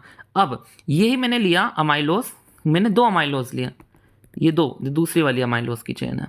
ओके, ये दूसरी अमाइलोज और पहली अमाइलोज के बीच में अगर मैंने 1 और 6 वाली ब्रांचिंग कर दी तो ये वाला स्टार्च अमाइलोप्लेक्टिन वाला स्टार्च बन गया। ओके, नेक्स्ट देखो, ये आपका स्टार्च कवर। अब सेल्यूलोज में क्या होगा, बीटा ग्लूकोज लूंगा, उनको वो इस तरह से जोड़ूंगा क्योंकि वो ऐसे ही जुड़ते हैं, उनकी लिंकेजेस खड़ी खड़ी लिंकेजेस होती हैं। तो अब इनकी लिंकेज मैंने वापस से इनको भी जोड़ दिया है ना, ये मतलब इस तरीके से जुड़े हुए हैं। फॉर एग्जांपल ये आपका सेल्यूलोस हो गया, इसमें सारे के सारे बीटा ग्लूकोजेस हैं। कहाँ से शुरू करा था आपने? एक ग्लूकोज से शुरू करा, उनको 2 से बनाया। अब अगर आपको इनको तोड़ना है, इनको तोड़ने के लिए भी वाटर डाल दो इनमें, जो कि अगर आपने ये बनाया तो आपने वाटर रिमूव करा, इनको तोड़ना है तो इनको वापस से वाटर दे दो तो ये टूट जाते हैं अपने कंपोनेंट्स में। ये इनकी समरी थी। मैंने यहाँ पे डायरेक्टली प्रोटीन लिख दिया था, पर प्रोटीन्स के पहले आपको एनसीईआरटी में कुछ एग्जांपल्स हैं और इंटेक्स्ट क्वेश्चन है। मेरे को सारी चीज़ें एनसीईआरटी की कवर करानी, तो मैं एक एक क्वेश्चन आपको कराऊंगा ताकि आपको मतलब अच्छे मार्क्स आ पाएँ। पहला देखो, ग्लूकोज और सुक्रोज जो है वो वाटर में सॉल्यूबल है, लेकिन साइक्लोहेक्सेन और बेंजीन नहीं। ऐसा क्यों? इसका जवाब है ग्लूकोज और सुक्रोज में आपको कार्बोनिल ग्रुप देखने को मिलता है। ग्लूकोज में एल्डिहाइडिक ग्रुप होता है, सुक्रोज में कीटोनिक ग्रुप होता है। तो ये जो कार्बोनिल ग्रुप होता है ना, ये पानी के मॉलिक्यूल्स के साथ में एच बॉन्डिंग दिखाते हैं। एच बॉन्डिंग, अब जो भी चीज़ पानी के साथ एच बॉन्डिंग दिखाती है ना, वो पानी में सॉल्यूबल होती है। लेकिन साइक्लोहेक्सेन या फिर बेंजीन, वो उनके पास पानी में एच बॉन्डिंग दिखाने के लिए ऐसा कोई भी नहीं मॉलिक्यूल, ऐसा कुछ नहीं होता जो एच बॉन्डिंग दिखा पाए, तो इसके कारण वो पानी में इनसॉल्युबल होते हैं। अगला, what are the expected products of hydrolysis of lactose. Lactose के आप हाइड्रोलिसिस कर दोगे तो आपको क्या मिलेगा? बीटा लैक्टोज और बीटा ग्लूकोज मिलेगा। अगला, how do you explain the absence of aldehydic group in the penta acetate of D glucose. आपको ये वाला पॉइंट डिस्कस करने की बात कर रहा है वो, कहाँ गया? ये वाला आपको मैंने क्या सिखाया? पेंटा एसीटेट जो है वो ऑक्साइम नहीं बनाता इन द रिएक्शन ऑफ अगर आप उसमें हाइड्रोक्सिलमीन डालते हो। देखो, अगर आपने इसको पॉइंट को आप ऐसे लिखोगे कि आपने पेंटा एसीटेट लिया, मैंने हाइड्रोक्सिलमीन उसमें डाला। हाइड्रोक्सिलमीन क्या होता है? NH2OH। तो आपका जो प्रोडक्ट है, जैसे कि फॉर एग्जांपल अगर उसमें कार्बोनिल ग्रुप होता तो ये O और H2 हटता और आपका जो प्रोडक्ट है वो आपका एक ऑक्साइम बना लेता। लेकिन क्योंकि ये ऑक्साइम की फॉर्मेशन नहीं हुई, दैट इज वाई उसके अंदर एक फ्री एल्डिहाइडिक ग्रुप नहीं होता। आपको इस तरह से आंसर लिखना है। नेक्स्ट क्वेश्चन देखो। अगला क्वेश्चन तो बच्चे नहीं, अब आते हैं प्रोटीन्स। प्रोटीन्स जो है मतलब बहुत बहुत सही चीज़ है। जैसे कि हमने ग्लूकोज पढ़ा था, आपने ग्लूकोज पढ़ा और स्टार्च के अमाइलोज का स्ट्रक्चर याद है? अमाइलोज में क्या था? बहुत सारे ग्लूकोज इस तरह से बना के रखते थे चेन, और इन दोनों के बीच में क्या थी? इन सब के बीच में ग्लाइकोसिडिक लिंकेज थी। बस प्रोटीन में आपको बताऊं क्या करना है? प्रोटीन में आपको ग्लूकोज की जगह इमेजिन करना है अमीनो एसिड, और अमीनो एसिड इस तरह से चेन बना के रखते हैं। यहाँ पे ग्लाइकोसिडिक लिंकेज थी, अब यहाँ पे जो लिंकेज आएगी वो होती है पेप्टाइड बॉन्ड्स की। पेप्टाइड लिंकेज बोल दो, पेप्टाइड बॉन्ड बोल दो, कुछ भी बोल सकते हो आप उसको, ठीक है? ये दिमाग में रखना है। यहाँ पर आपने पहले ग्लूकोज पढ़ा था, यहाँ पे जो पहली जब मतलब बहुत ही प्राइमरी यूनिट होती है उसकी, जिससे पूरा आपका प्रोटीन बनता है, वो कहलाता है अमीनो एसिड। ना आपको मेनली पहले अमीनो एसिड पढ़ना पड़ेगा, फिर हम जान पाएंगे कि प्रोटीन कैसे बनेगा। तो प्रोटीन जो होता है आपके सबसे अबंडेंट बायोमोलिक्यूल होता है, क्योंकि आपके हर सेल में पाया जाता है, ये आपके हर बॉडी के पार्ट में पाया जाएगा, और ये आपके फंडामेंटल बेसिस मतलब पूरा structure and function of the life को देखता है। ये उसका बेस्ट सोर्स ऑफ प्रोटीन क्या होते हैं? सबसे पहले तो आप मीट खाओ, एग खाओ, एंड आपका फिश खाओ, और अपना मिल्क, एग, फिश और मीट। हाँ, ये सब आप जानते ही हो, पूछेंगे भी नहीं इतनी चीज़। जो प्रोटीन वर्ड है वो ग्रीक वर्ड प्रोटियोस से आया है। प्रोटियोस का मतलब होता है प्राइम इंपॉर्टेंस, यानी कि आपको ये सबसे इंपॉर्टेंट ग्रुप जो है, मतलब प्रोटीन को आपको इंपॉर्टेंस देनी चाहिए। अगला है प्रोटीन्स जो है पॉलीमर होते हैं। पॉलीमर यानी कि बहुत सारे कंपोनेंट्स के बना हुआ एक चेन, काय की अल्फा अमीनो एसिड। अब अमीनो एसिड तो मैंने बता दिया, amino acid is the basic group. Alpha क्यों? अभी आपको पता चलेगा, पूरा अमीनो एसिड समझाता हूँ। अमीनो एसिड में 2 वर्ड्स आपको देखने को मिलेंगे, अमीनो और एसिड। अमीनो कहलाता है इस तरीके का आपका अमीनो एसिड दिखता है।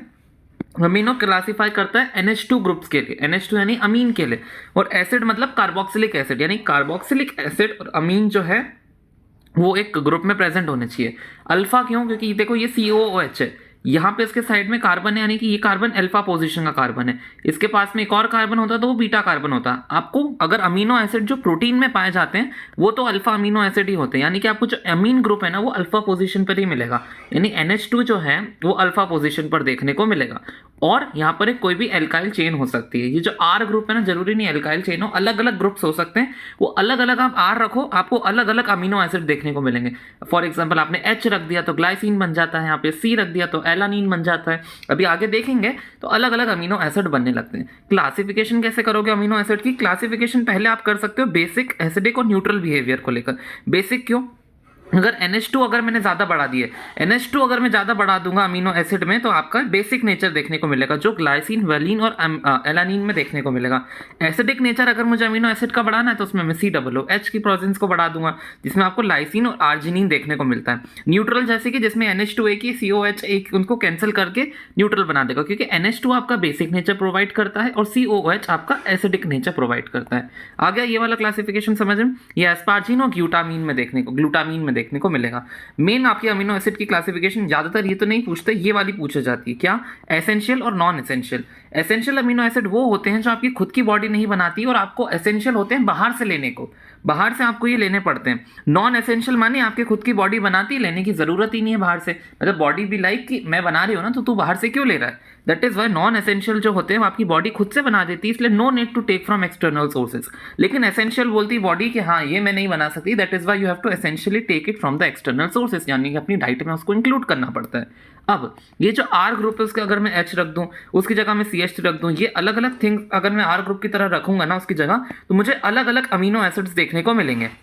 और जो एसेंशियल अमीनो एसिड्स हैं यहाँ पर उन्होंने लिखा है, जो एसेंशियल अमीनो एसिड है वो उन्होंने इस तरीके से, फॉर एग्जांपल एसेंशियल वाले जो हैं ये वाले क्या बोलते हैं, जिन जिन पे एस्टेरिस्क लगा है, एस्टेरिस्क वाले जो है वो सारे एसेंशियल है, और नॉन एसेंशियल यानी जिन पे एस्टेरिस्क वाला साइन नहीं लगा है। अब याद कैसे करोगे एसेंशियल और नॉन एसेंशियल, तो उनके लिए मैंने ट्रिक बना दी है। एसेंशियल वाले याद कर लो, क्योंकि 20 अमीनो एसिड होते हैं इन टोटल।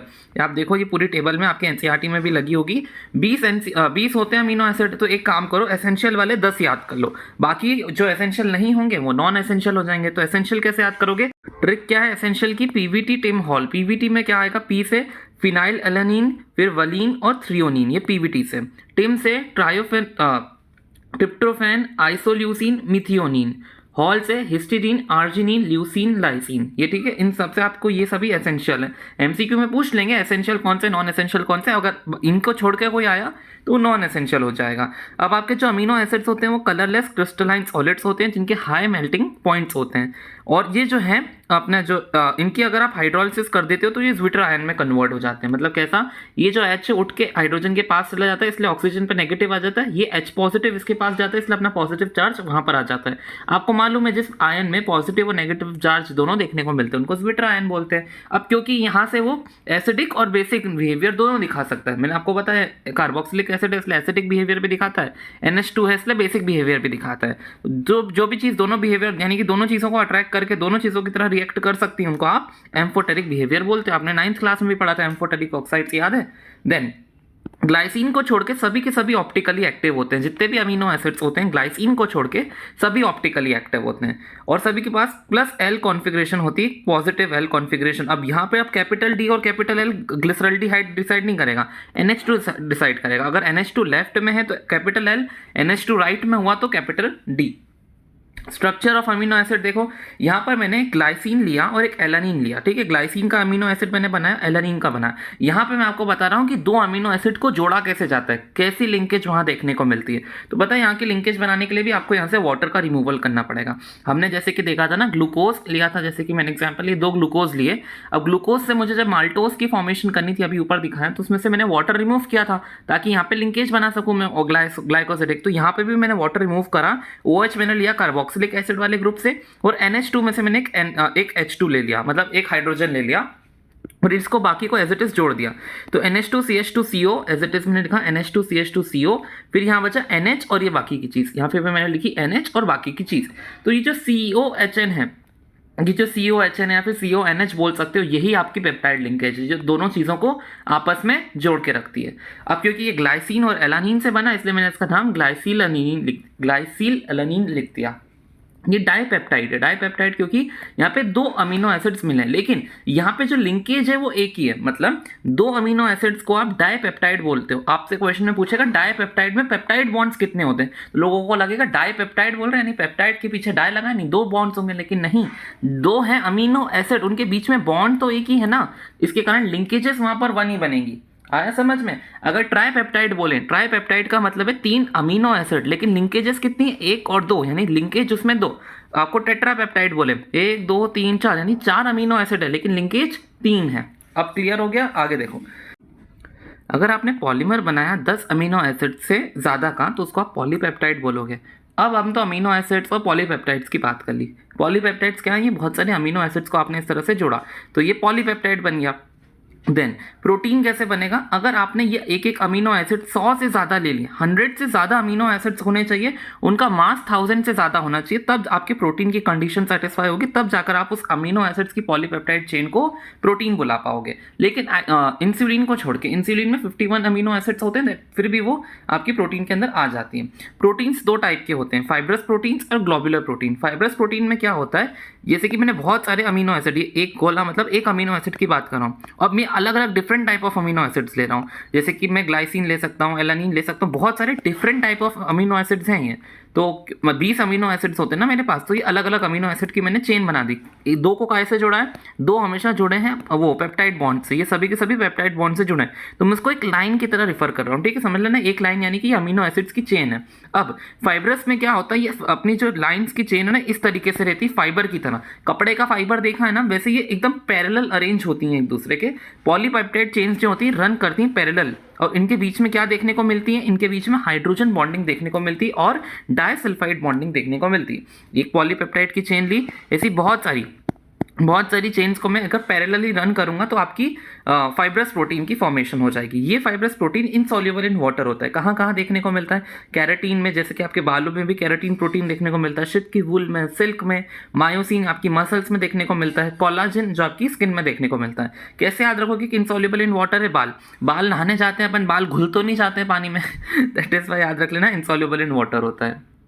नहीं तो अगर आपके बालों के अंदर ग्लोबुलर प्रोटीन होता जो पानी में सॉल्युबल है, तो पता चले हम नहाने जाए, हमारे पानी के साथ बाल ही मिक्स हो गए, तो दिक्कत हो जाती। ग्लोबुलर प्रोटीन जो होता है वो पता है कैसे होता है? ये आपने प्रोटीन की जो चेन होती है ना, इस तरीके से कॉइल करती है, कॉइल करते करते और भी बहुत सारी प्रोटीन्स की चेन को साथ में मिला के एक ग्लोब्यूल बना लेती है। क्या होता है, एक सीधी चेन है ना, ये ऐसे कॉइलिंग करती है एक पॉलीपेप्टाइड चेन, ऐसे इसके साथ एक और कॉइल करी हुई पॉलीपेप्टाइड चेन्स आती हैं। बहुत सारी पॉलीपेप्टाइड चेन्स जो कॉइल करी हुई होती हैं वो उनका एक ग्लोब्यूल बन जाता है, एक स्फेरिकल स्ट्रक्चर बन जाता है, तो ये ग्लोब्यूल का नाम लेता है। आपको पता है ग्लोब्यूल मतलब एक गोला टाइप, उससे याद रखना।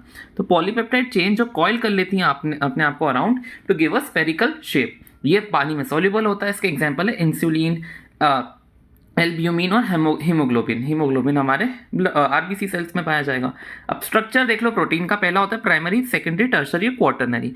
सेकेंडरी के भी दो टाइप्स होते हैं, अल्फा हेलिक्स और बीटा प्लीटेड। कैसे करोगे यार? देखो प्राइमरी स्ट्रक्चर क्या दिखाता है, देखो ऐसे पहले कैसे दिखते हैं, ऐसे देखो प्राइमरी, ये वाला प्राइमरी है। सेकेंडरी में मैंने क्या करा, प्राइमरी स्ट्रक्चर को एक बार ऐसे कॉइलिंग कर दी, ठीक है, आप अपनी एनसीईआरटी की बुक में भी देख सकते हो, इस तरह से कॉइलिंग कर दी। टर्शरी सेक्टर में पता है क्या करा, सेकेंडरी को ही मैंने एक और बार कॉइल कर दिया। ध्यान से देखो, सेकेंडरी है ये, इसी की मैंने एक और बार कॉइलिंग कर दी। आखिरी में क्वार्टरनरी में मैंने क्या करा, ये एक टर्शरी को लिया और साथ में मैंने एक दूसरे टर्शरी को ले आया। ओके, बहुत सारे टर्शरी स्ट्रक्चर्स को मिलाकर मैंने क्वार्टरनरी स्ट्रक्चर बना दिया। प्राइमरी की एक कॉइलिंग कर दी तो सेकेंडरी, फिर सेकेंडरी की डबल कॉइलिंग कर दी तो टर्शरी, और टर्शरी में मैंने बहुत सारी टर्शरी की एक ग्लोब्यूल बना दी तो वो क्वार्टरनरी स्ट्रक्चर हो जाता है। तो अब देखो प्राइमरी स्ट्रक्चर क्या सिखा रहा है हमको, प्राइमरी स्ट्रक्चर बता रहा है ये अलग अलग कलर जो है ना, ये अलग अलग अमीनो एसिड्स को दिखा रहे हैं, अलग अलग कलर डिनोट करते हैं अलग अलग अमीनो एसिड को।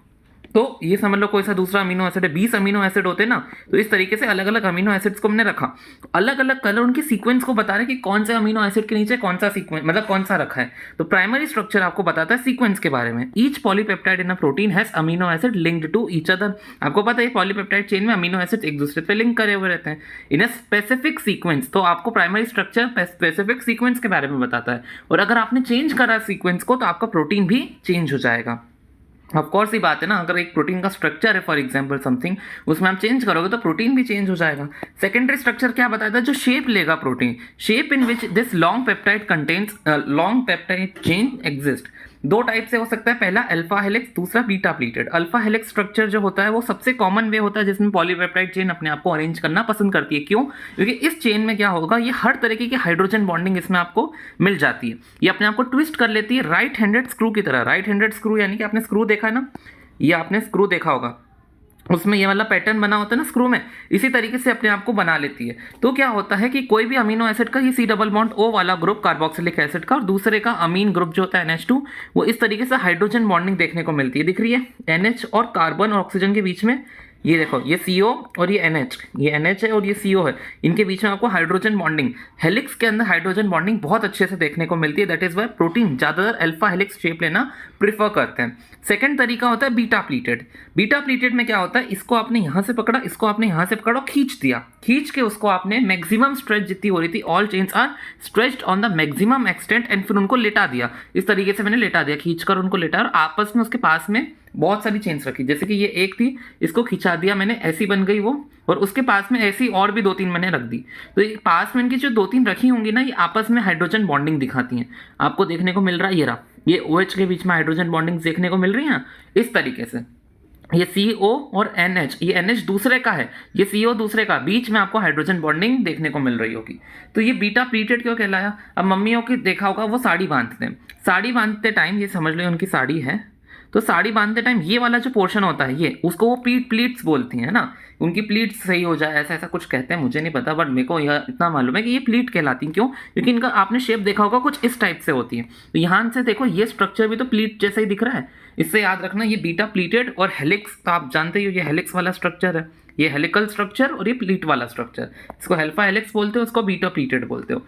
और बीटा प्लीटेड स्ट्रक्चर जो है अपने आप में हाइड्रोजन बॉन्डिंग नहीं दिखाएगा, उसका एक और आपका बीटा प्लीटेड होना चाहिए जिसके बीच में वो हाइड्रोजन बॉन्डिंग दिखा सकता है। पर अल्फा हेलिक्स अपने अंदर ही आपको देखने को मिल रहा है दूसरे अमीनो एसिड्स के साथ में हाइड्रोजन बॉन्डिंग बना रहा है। टर्शरी में मैंने आपको क्या सिखाया, ये सेकेंडरी को एक और बार ओवरलैप कर दिया, यानी कि overall folding of polypeptide chain, यानी कि further folding of secondary structure. इसमें आपको देखने को मिलेंगे hydrogen bonding, disulphide bonding, Van der Waals forces, electrostatic forces, सब देखने को मिलेगा टर्शरी स्ट्रक्चर में। क्योंकि यहाँ पे ये पहले तो आपस में लगा ही नहीं थी, और आपस में भी इनको अब 2 और मिल गई है बॉन्ड्स बनाने के लिए जगह। क्वार्टरनरी में क्या होता है, 2 से ज्यादा पॉलीपेप्टाइड चेन यहाँ पर आ जाती हैं और एक स्पेशल अरेंजमेंट धारण कर लेती हैं, अलग अलग सब यूनिट्स मिलाकर। मैंने क्या बताया, ये एक है पॉलीपेप्टाइड चेन, ऐसी 2-3 आ जाएंगी और आपका एक स्पेशल अरेंजमेंट ग्लोब्यूल बना लेती हैं। अब देखो डीनेचरेशन ऑफ प्रोटीन क्या होता है। डीनेचरेशन प्रोटीन, जैसे कि आपने एक प्रोटीन इमेजिन करा, फॉर एग्जांपल यही वाला ले लिया, इसका एक पर्टिकुलर सीक्वेंस है ना, एक पर्टिकुलर सीक्वेंस है इस प्रोटीन का, और तो और इसका एक पर्टिकुलर फंक्शन भी होगा। Protein with a unique 3D dimensional structure and function is called a native protein. तो ये एक नेटिव प्रोटीन कहलाएगा। अगर इस प्रोटीन पे मैंने फिजिकल या फिर केमिकल चेंज कर दिए, अगर इस प्रोटीन के ऊपर, ये प्रोटीन के ऊपर मैंने फिजिकल केमिकल चेंज करता हूं ना, तो ये अपना स्ट्रक्चर की जो आइडेंटिटी है वो खो बैठता है, इसके स्ट्रक्चरल आइडेंटिटी में चेंजेस आने लगते हैं। अगर when it is subjected to any physical change, जैसे कि अगर मैंने इसका टेम्परेचर बढ़ा दिया, या फिर केमिकल चेंज यानी कि इसमें मैंने कुछ एसिड डाल दिया, बेसिक चीज डाल दी, इसका पीएच बदल दिया। पीएच मतलब कैसे बदलता है, बेसिक चीज डालोगे तो पीएच बढ़ेगा, एसिडिक चीज डालोगे तो पीएच घटेगा। तो क्या होता है, इसके जो हाइड्रोजन बॉन्ड्स होते हैं आपस में वो अपने डिस्ट्रीब्यूट होने लगते हैं, अनफोल्ड होने लगते हैं। तो ये क्वार्टरनरी स्ट्रक्चर जो होता है, टर्शरी स्ट्रक्चर जो होता है, वो अपने आप को अनफोल्ड करने लगते हैं। ये जो ऐसा स्ट्रक्चर है ना, ये अनफोल्ड होने लगता है। ये जो कॉइल्स होती है ना, कॉइल्स, ये अपने आप को अनकॉइल करने लगती हैं। पर प्राइमरी स्ट्रक्चर वो तो सीधा सा ही है, उसमें कुछ अंतर नहीं देखने को मिलता। क्या देखने को मिलता है, क्वार्टरनरी स्ट्रक्चर जो ऐसा कॉइल्ड है ना, ये अपने आप को अनकॉइल करने लगता है। और जो आपकी ये वाली हेलिक्स वाला हेलिकल कॉइल थी, वो भी अपने आप को अनकॉइल करती है, लेकिन प्राइमरी स्ट्रक्चर में कोई बदलाव आ ही नहीं सकता, क्योंकि वो तो पहले से सीधा साधा था। जब भी ये होता है तो हाइड्रोजन बॉन्डिंग डिस्ट्रीब्यूट होती है, ग्लोब्यूल्स जो होते हैं अनफोल्ड होने लगते हैं, हेलिक्स जो होती है अनकॉइल होने लगती है। लेकिन प्रोटीन जो होता है, और इसके कारण प्रोटीन अपनी बायोलॉजिकल एक्टिविटी खो बैठता है। 1 डिग्री में कोई भी चेंज नहीं आता, दिस इज डीनेचरेशन। इसी को आप डीनेचरेशन बोलते हो। 2 डिग्री और 3 डिग्री डिस्ट्रॉय हो जाता है, लेकिन 1 डिग्री वैसा ही रहता है। इसका बहुत अच्छा एग्जाम्पल है बॉइलिंग ऑफ एग। एग के अंदर प्रोटीन होता है, उसको आप बॉयल करोगे, उसका आप टेम्परेचर बढ़ा दोगे, तो एग जो है वो लिक्विड से सॉलिड हो जाता है। आपने देखा ना, बॉइल्ड अंडे में सॉलिड बन जाता है अंदर का पार्ट। मतलब अगर आपने देखा होगा, अंडा जो नॉर्मली होता है वो लिक्विड होता है, अगर आपने उसको बॉईल करा तो वो वाइट बॉईल होकर वो सॉलिड में कन्वर्ट हो जाता है। तो वो क्यों हुआ, क्योंकि आपने उसमें टेम्परेचर बढ़ाया। टेम्परेचर बढ़ाने के कारण उसके अंदर की प्रोटीन्स की जो थी डीनेचरेशन हो गई। सेकेंड होता है कर्डलिंग ऑफ मिल्क। मिल्क जो होता है नॉर्मल टेम्परेचर पे अगर ऐसे ही रखा रह जाएगा, और अगर उसके अंदर आपने फॉर एग्जांपल विनेगर इंट्रोड्यूस करा, विनेगर क्या होता है, एसिटिक एसिड, या फिर आपने उसमें थोड़ा सा सिट्रिक एसिड भी डाला, कुछ भी अगर नहीं भी करा, तो उसके अंदर आप देखोगे तो पीएच चेंज हो जाएगा। रखा है मिल्क में, पीएच चेंज होने लगता है।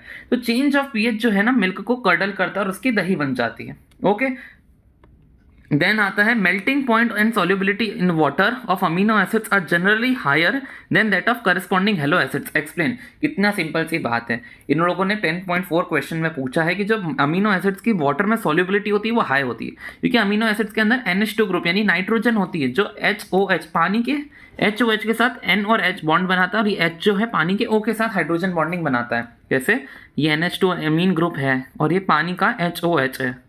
सी आपका पानी का जो O है वो पानी का O ये H के साथ बनाएगा, और ये जो N है वो एक और H के साथ बना लेगा। आपको पता है ना hydrogen bonding, hydrogen oxygen nitrogen और क्लोरीन के साथ हाइड्रोजन बॉन्डिंग बनाता है। तो क्या सीखा है, पानी में कोई भी चीज़ को अगर डिसॉल्व कराना है तो उसको पानी के साथ हाइड्रोजन बॉन्डिंग बनानी होगी। तो सिंपल है, अमीनो एसिड पानी के साथ हाइड्रोजन बॉन्डिंग बनाते हैं इसलिए पानी में सॉल्युबल हो जाते हैं, लेकिन हेलो एसिड्स जो होते हैं उसको पानी के अंदर अच्छे से हाइड्रोजन बॉन्डिंग नहीं बना पाते।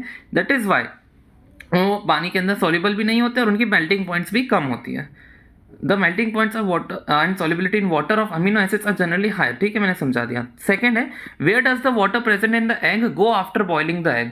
तो पानी के अंदर जो पानी के अंदर जो एग के अंदर जो पानी होता है ना, वो है ना यूज हो जाता है उसकी डीनेचरेशन करने के लिए, कंज्यूम हो जाता है ताकि वो डीनेचरेशन करे, और डीनेचरेशन करने के बाद आपका एग जो है वो सॉलिडिफाई हो जाता है। ठीक है, ये लिखना है, पानी जो कंज्यूम हो जाता है for the denaturation of protein. Enzymes पे बात करते हैं। कैटलिस्ट क्या होते हैं पता है, कोई भी रिएक्शन को फास्ट करने वाले।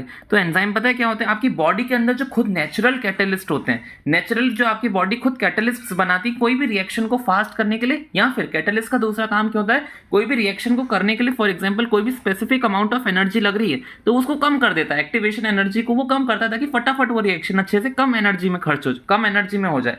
तो आपका कैटलिस्ट ये सब काम करता है। तो बॉडी के अंदर जो कैटलिस्ट पाए जाते हैं उनको आप एंजाइम्स बोलते हो। अब बॉडी के अंदर वाले कैटलिस्ट तो उनको आप बोलोगे बायो कैटलिस्ट। एंजाइम्स क्या होते हैं, inside a body various chemical reactions takes place. तो बायो कैटलिस्ट हेल्प करते हैं उन रिएक्शंस में। ऑफ कोर्स आपकी बॉडी के अंदर जो केमिकल रिएक्शंस हो रही हैं उनको फास्ट करने के लिए आपके बायो कैटलिस्ट यूज होते हैं। जितने भी ग्लोबुलर प्रोटीन्स होते हैं ना, ऑलमोस्ट वो सभी एंजाइम्स होते हैं, और ये जो है स्पेसिफिक होते हैं किस पे उनको काम करना। अगर कोई एक एंजाइम है, जैसे कि अगर मैंने लिया माल्टेज, तो माल्टेज का नाम माल्टेज पता है क्यों पड़ा, क्योंकि वो एक ही माल्टोज के ऊपर ही वर्क करता है। माल्टोज क्या होता है आपने माल्टोज आपने देखा है, उसमें अगर आप माल्टोज में वाटर डालते हो तो माल्टोज 2 ग्लूकोज देता है। माल्टोज ऐसा वो 2 ग्लूकोज देता है जैसे आप उसमें वाटर का डालते हो।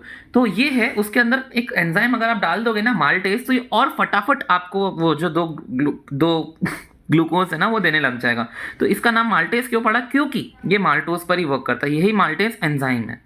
अगला, एंजाइम्स जो है वो रिड्यूस कर देते हैं activation energy of a reaction. For example sucrose के अंदर हमने देखा है अभी ऊपर फॉर्मेशन ऑफ ग्लूकोज वाले टॉपिक में कि सुक्रोज के अंदर अगर मैंने वाटर डाला इन एसिडिक मीडियम तो वो ग्लूकोज और फ्रक्टोज में टूट जाता है।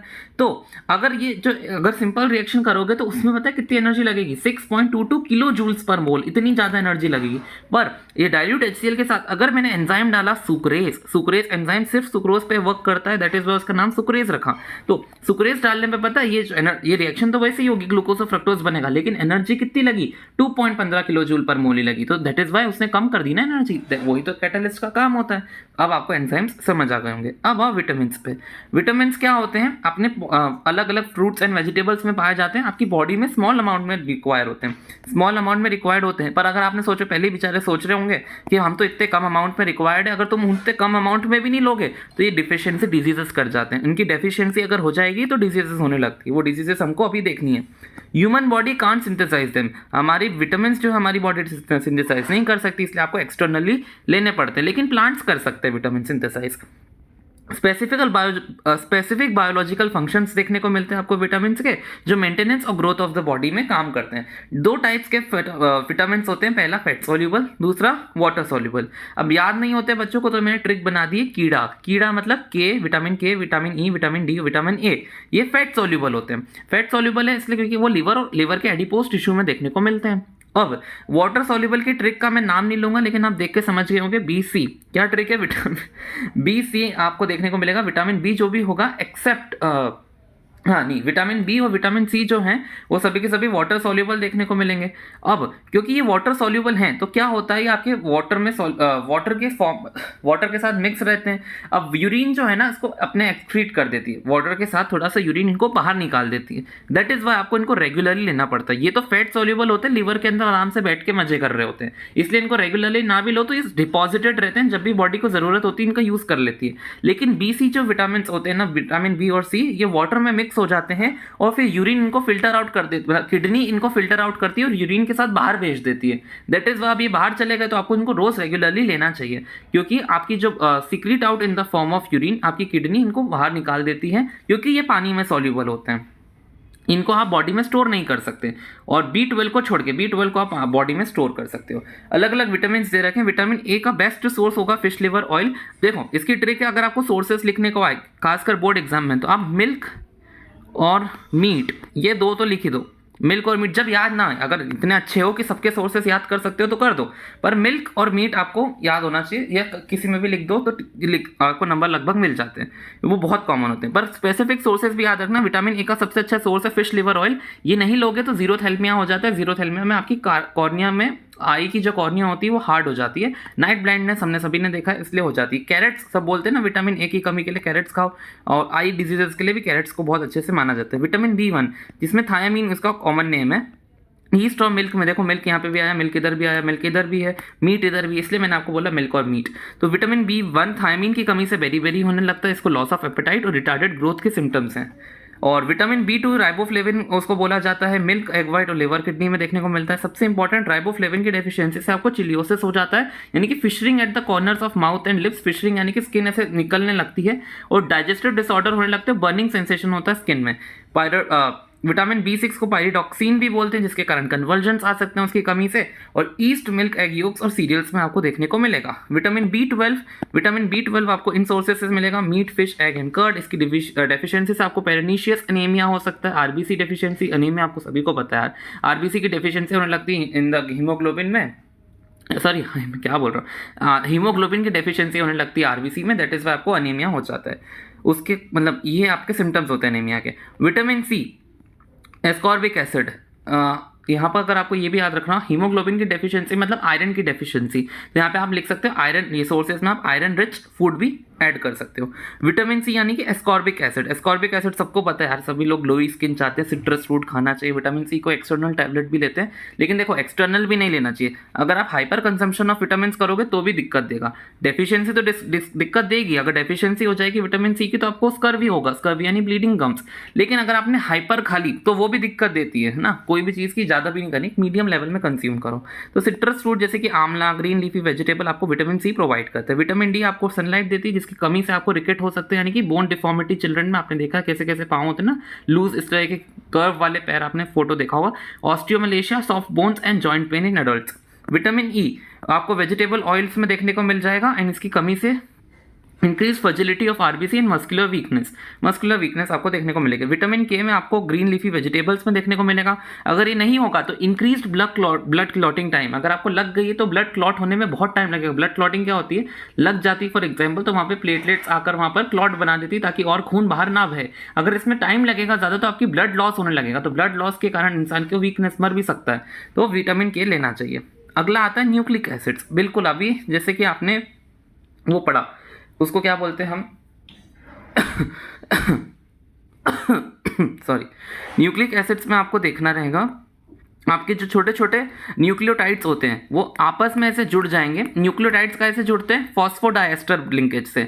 फॉस्फोडाइएस्टर बॉन्ड भी बोल सकते हैं, फॉस्फोडाइएस्टर लिंकेज भी बोल सकते हैं। अभी हाल आपने पढ़ा, अमीनो एसिड्स हैं, एक अमीनो एसिड है, बहुत सारे अमीनो एसिड्स को जोड़ दो, पेप्टाइड बॉन्ड से पॉलीपेप्टाइड बन जाता है। तो अब आप पढ़ोगे न्यूक्लिक एसिड। न्यूक्लिक एसिड में आपको सिंगुलर यूनिट क्या कहलाती है, न्यूक्लियोटाइड कहलाती है। बहुत सारे न्यूक्लियोटाइड्स को आपको जोड़ना है इस तरीके से, और इनकी बॉन्डिंग क्या कहलाएगी, इनकी बॉन्डिंग कहलाती है फॉस्फोडाइएस्टर लिंकेज। अब न्यूक्लिक एसिड होते हैं क्या, अरे सबने पढ़ा है, डीएनए, आरएनए, छोटी क्लासेस में पढ़ते आ रहे हैं ना, इतना डेप्थ में नहीं पूछेंगे क्योंकि बायो का नहीं है, केमिस्ट्री की बात हो रही है। DNA deoxyribonucleic acid, RNA ribonucleic acid. तो ribonucleic acid, then transmission of inherited character is called heredity. Transmission मतलब आपने देखा ये हेरिडिटी का क्या मतलब होता है कि पापा से आपको जो कैरेक्टर्स आपने इनहेरिट करके अपने अंदर आए, पापा मम्मी दोनों, पापा बोल दिया, पेरेंट्स से जो हम कैरेक्टर की इनहेरिटेशन करते हैं, अलग अलग इनहेरिटेड कैरेक्टर हमारे अंदर ट्रांजिशन होता है, ट्रांसमिशन हो रहा है, उसी को हेरिडिटी बोलते हैं। इतना डेप्थ में नहीं आएगा, बायो के स्टूडेंट्स को और अच्छे से पता होगा। Nucleus of a living cell is responsible for the transmission. ये जो ट्रांसमिशन हो रहा है वो किसके कारण हो रहा है? न्यूक्लियस के कारण। क्यों? क्योंकि न्यूक्लियस के अंदर होते हैं क्रोमोसोम। क्रोमोसोम किससे बने होते हैं? प्रोटीन और न्यूक्लिक एसिड्स के। मेन आपकी जानकारी कहां पर होती है? न्यूक्लिक एसिड में। न्यूक्लिक एसिड दो टाइप्स के हो सकते हैं आपके, डीऑक्सीराइबोन्यूक्लिक एसिड और राइबोन्यूक्लिक एसिड। यही दो के बारे में आपको पढ़ना है। ये जो न्यूक्लिक एसिड्स होते हैं ना, ये पॉलीमर होते हैं न्यूक्लियोटाइड के। एसिड का एसिड क्या, प्रोटीन का पॉलीमर था अमीनो एसिड्स के, और अपना स्टार्च का पॉलीमर था ग्लूकोज का। ऐसे याद करते रहो। स्टार्च बनाने के लिए आपने बहुत सारे ग्लूकोज को ऐसे जोड़ा, ये एक ग्लूकोज है, आपने इस तरीके से बहुत सारे ग्लूकोज को जोड़ा तो आपका स्टार्च बन गया अमाइलोज। ये एक अमीनो एसिड है, अमीनो एसिड्स को पॉलीमर बनाया तो आपका क्या बन गया? प्रोटीन बन गया। अब एक न्यूक्लियोटाइड पढ़ोगे आप, न्यूक्लियोटाइड्स को आपने साथ में जोड़ा तो आपका क्या बन जाएगा? एक पॉलीमर ऑफ न्यूक्लियोटाइड्स बन जाएगा और उसको आप न्यूक्लिक एसिड बोलोगे। अब आप देखने वाले हो कि डीएनए की अगर आपने हाइड्रोलिसिस करी, मतलब डीएनए जो बेसिक चीज है उसकी आपने हाइड्रोलिसिस करी तो आपको क्या तीन चीजें मिलने की? फॉस्फोरिक एसिड देखने को मिलेगा, पेंटोज शुगर जो डीएनए के केस में आपकी डीऑक्सीराइबोज शुगर होती है, और एक बेस देखने को मिलेगा। इन चारों में से कोई भी बेस हो सकता है। यानी कि अगर आपने डीएनए लिया, डीएनए की आपने हाइड्रोलिसिस करी तो आपको 3 प्रोडक्ट्स देखने को मिलेंगे। पहला फॉस्फोरिक एसिड, दूसरा डीऑक्सीराइबोज शुगर, तीसरा, इन चारों में से कोई भी एक बेस हो सकता है AGCT में से। अगला, अगर आपने आरएनए की करी, आरएनए की अगर आपने हाइड्रोलिसिस करी तो आपको सेम फॉस्फोरिक एसिड मिलेगा और एक पेंटोज शुगर मिलेगी। लेकिन पेंटोज शुगर यहाँ पर आरएनए के केस में होती है राइबोज। देखने को कैसे होती है? ये आपकी राइबोज शुगर देखने को मिल रही है आपको, या आपकी डीऑक्सीराइबोज शुगर देखने को मिल रही है। अब बेस यहाँ पे कौन कौन से यूज होते हैं? AGCU। अब अलग अलग बेसिस कैसे दिखते हैं? ये रहा। ए वाला बेस जो है ना वो एडिनिन होता है, G गुआनिन होता है, C साइटोसिन होता है, T थाइमिन होता है, U यूरासिल होता है। इनके स्ट्रक्चर कोई नहीं पूछ रहा, इतने स्ट्रक्चर कॉम्प्लेक्स बनाने को भी नहीं आएंगे। आपको मेन पता होना चाहिए डीएनए में कौन से होते हैं? Adenine, guanine, cytosine, thymine. और अपने आरएनए में कौन से होते हैं? एडेनिन, गुआनिन, साइटोसिन और यूरासिल। और डीएनए में शुगर कौन सी होती है? डीऑक्सीराइबोज। आरएनए में कौन सी शुगर होती है? राइबोज। ठीक है, इस तरीके से ये दो चीज मैंने यहाँ पे समराइज करके लिख दी। फॉस्फोरिक एसिड दोनों में देखने को मिलते हैं। अब आपका जो बेसिक न्यूक्लियोटाइड होता है वो कैसा दिखता है? देखो, बच्चे कंफ्यूज हो जाते हैं न्यूक्लियोसाइड में, न्यूक्लियोटाइड में, इसलिए मैं साथ में बनाकर लाया हूँ। न्यूक्लियोटाइड है वो बेसिक यूनिट जिसको आपको जोड़ कर, ये एक बेसिक यूनिट, एक गोला बना है ना, ये छोटा सा समझ लो, ये मैंने छोटा कर दिया इसको। इनको मैं साथ में जोड़कर आपका न्यूक्लिक एसिड बनाऊंगा। कैसे? ये बड़ा वाला गोला है ना, एक छोटा मैंने इनको ऐसे बना दिया फॉर एग्जाम्पल। इनको आपस में से जोड़कर मैं डीएनए की फॉर्मेशन करूंगा। न्यूक्लियोसाइड क्या होता है? न्यूक्लियोसाइड बिल्कुल न्यूक्लियोटाइड की तरह होता है, लेकिन ध्यान से देखो यहाँ पर मेरा फॉस्फोरिक एसिड मिसिंग है। अगर मैंने फॉस्फोरिक एसिड लगा दिया तो न्यूक्लियोटाइड है, फॉस्फोरिक एसिड नहीं है, यानी कि वो न्यूक्लियोसाइड है। और आपका डीएनए किससे मिलके बनता है? न्यूक्लियोटाइड से मिलके बनता है, क्योंकि फॉस्फोरिक एसिड भी जरूरी है। अब देख लो लिंकेज कैसे बनता है। लिंकेज के लिए मैंने दो ले लिए, ये एक न्यूक्लियोटाइड लिया, ये दूसरा न्यूक्लियोटाइड लिया। इन दोनों को मैंने लिंकेज बनाना है, तो लिंकेज कैसे बनेगा? यहाँ पर आपको देखने को मिल रहा है कौन सा नंबर ऑफ कार्बन? देखो 1 2 3, ये 1 2 थर्ड नंबर का कार्बन है, ये 1 2 3 4 5। पहले और पांचवें कार्बन के बीच में आपको देखने को मिल रहा है ये फॉस्फोडाइएस्टर लिंकेज। ये है ना, इसके साथ OH के साथ लिंकेज होता है, यहाँ से वाटर का रिमूवल होगा, एंड इस तरीके से आपको फॉस्फोडाइएस्टर लिंकेज की फॉर्मेशन देखने को मिल रही है। 5th और 3rd कार्बन के बीच में ये होता है। ओके, ये जो है इसका और इसके बीच में ये लिंकेज देखने को मिलेगी, इस टाइप से दिखेगी। एंड कौन से कार्बन के बीच में हो रहा है ये ध्यान रखना। इतना कॉम्प्लेक्स आपको बनाने को नहीं आएगा, लेकिन अगर बना दोगे चलेगा। मेन दिमाग में ये याद रखना कौन कौन से कार्बन के बीच में, 1 2, 3rd कार्बन के बीच में 1 2 3 4, 5th कार्बन के बीच में। तो 3rd और 5th कार्बन के बीच में आपको फॉस्फोडाइएस्टर लिंकेज देखने को मिलता है। सेकंड चीज, आपके जो बेस होते हैं वो 1st कार्बन पे अटैच्ड होते हैं। आपका न्यूक्लियोटाइड बनता कैसे? मैंने आपको क्या सिखाया था? ये जैसे कि डीएनए की हाइड्रोलिसिस करोगे तो क्या मिलेगा? फॉस्फोरिक एसिड मिलेगा, एक शुगर मिलेगी और एक आपको बेस मिलेगा। तो उन तीनों को ही अटैच करके न्यूक्लियोटाइड बना है। ये देखो, ये आपका फॉस्फोरिक एसिड हो गया। सेकंड, आपका शुगर कौन सी? ये मेरी यहाँ पे, अगर मैं डीएनए की बात कर रहा हूँ तो ये मैंने डीऑक्सीराइबोज शुगर ली है। और बेस यानी कि रहा बेस। देखो, इन तीनों कंपोनेंट्स को मिलाकर मेरा न्यूक्लियोटाइड बनता है। और अगर मैंने हाइड्रोलिसिस करी तो यही तीनों कंपोनेंट्स मेरे अलग अलग हो जाते हैं। सिंपल। अब देखो, डीएनए का प्राइमरी और सेकेंडरी स्ट्रक्चर, दो स्ट्रक्चर होते हैं। प्राइमरी स्ट्रक्चर में क्या होता है, इन्फॉर्मेशन देता है ये आपको regarding the sequence of nucleotide. जैसे आपने डीएनए का प्रोटीन का स्ट्रक्चर याद है, पहला प्राइमरी स्ट्रक्चर क्या बताता था, इन्फॉर्मेशन और सीक्वेंस के बारे में बताता था, कैसा सीक्वेंस है। वैसे आपका प्राइमरी स्ट्रक्चर सीक्वेंस के और आपको इन्फॉर्मेशन देता है। सेकेंडरी स्ट्रक्चर आपका डबल स्टैंडर्ड स्ट्रक्चर होता है डीएनए की। फॉर एग्जाम्पल डीएनए आपको पता है डबल स्टैंडर्ड हेलिक्स होता है, और उसका जो हेल्ड टुगेदर होते हैं एक दूसरे से एच बॉन्डिंग के थ्रू, मतलब दो स्ट्रैंड्स होती हैं डीएनए की, ऐसी और ऐसी। ये जो दो स्ट्रैंड्स आपको देखने को मिलती हैं ये एच बॉन्डिंग के थ्रू एक दूसरे से कनेक्टेड होती हैं। जैसे कि आपके एडेनिन और थाइमिन के बीच में आपको इस तरीके से एच बॉन्डिंग देखने को मिलेगी, और गुआनिन और साइटोसिन में आपको इस तरीके से हाइड्रोजन बॉन्डिंग देखने को मिलेगी।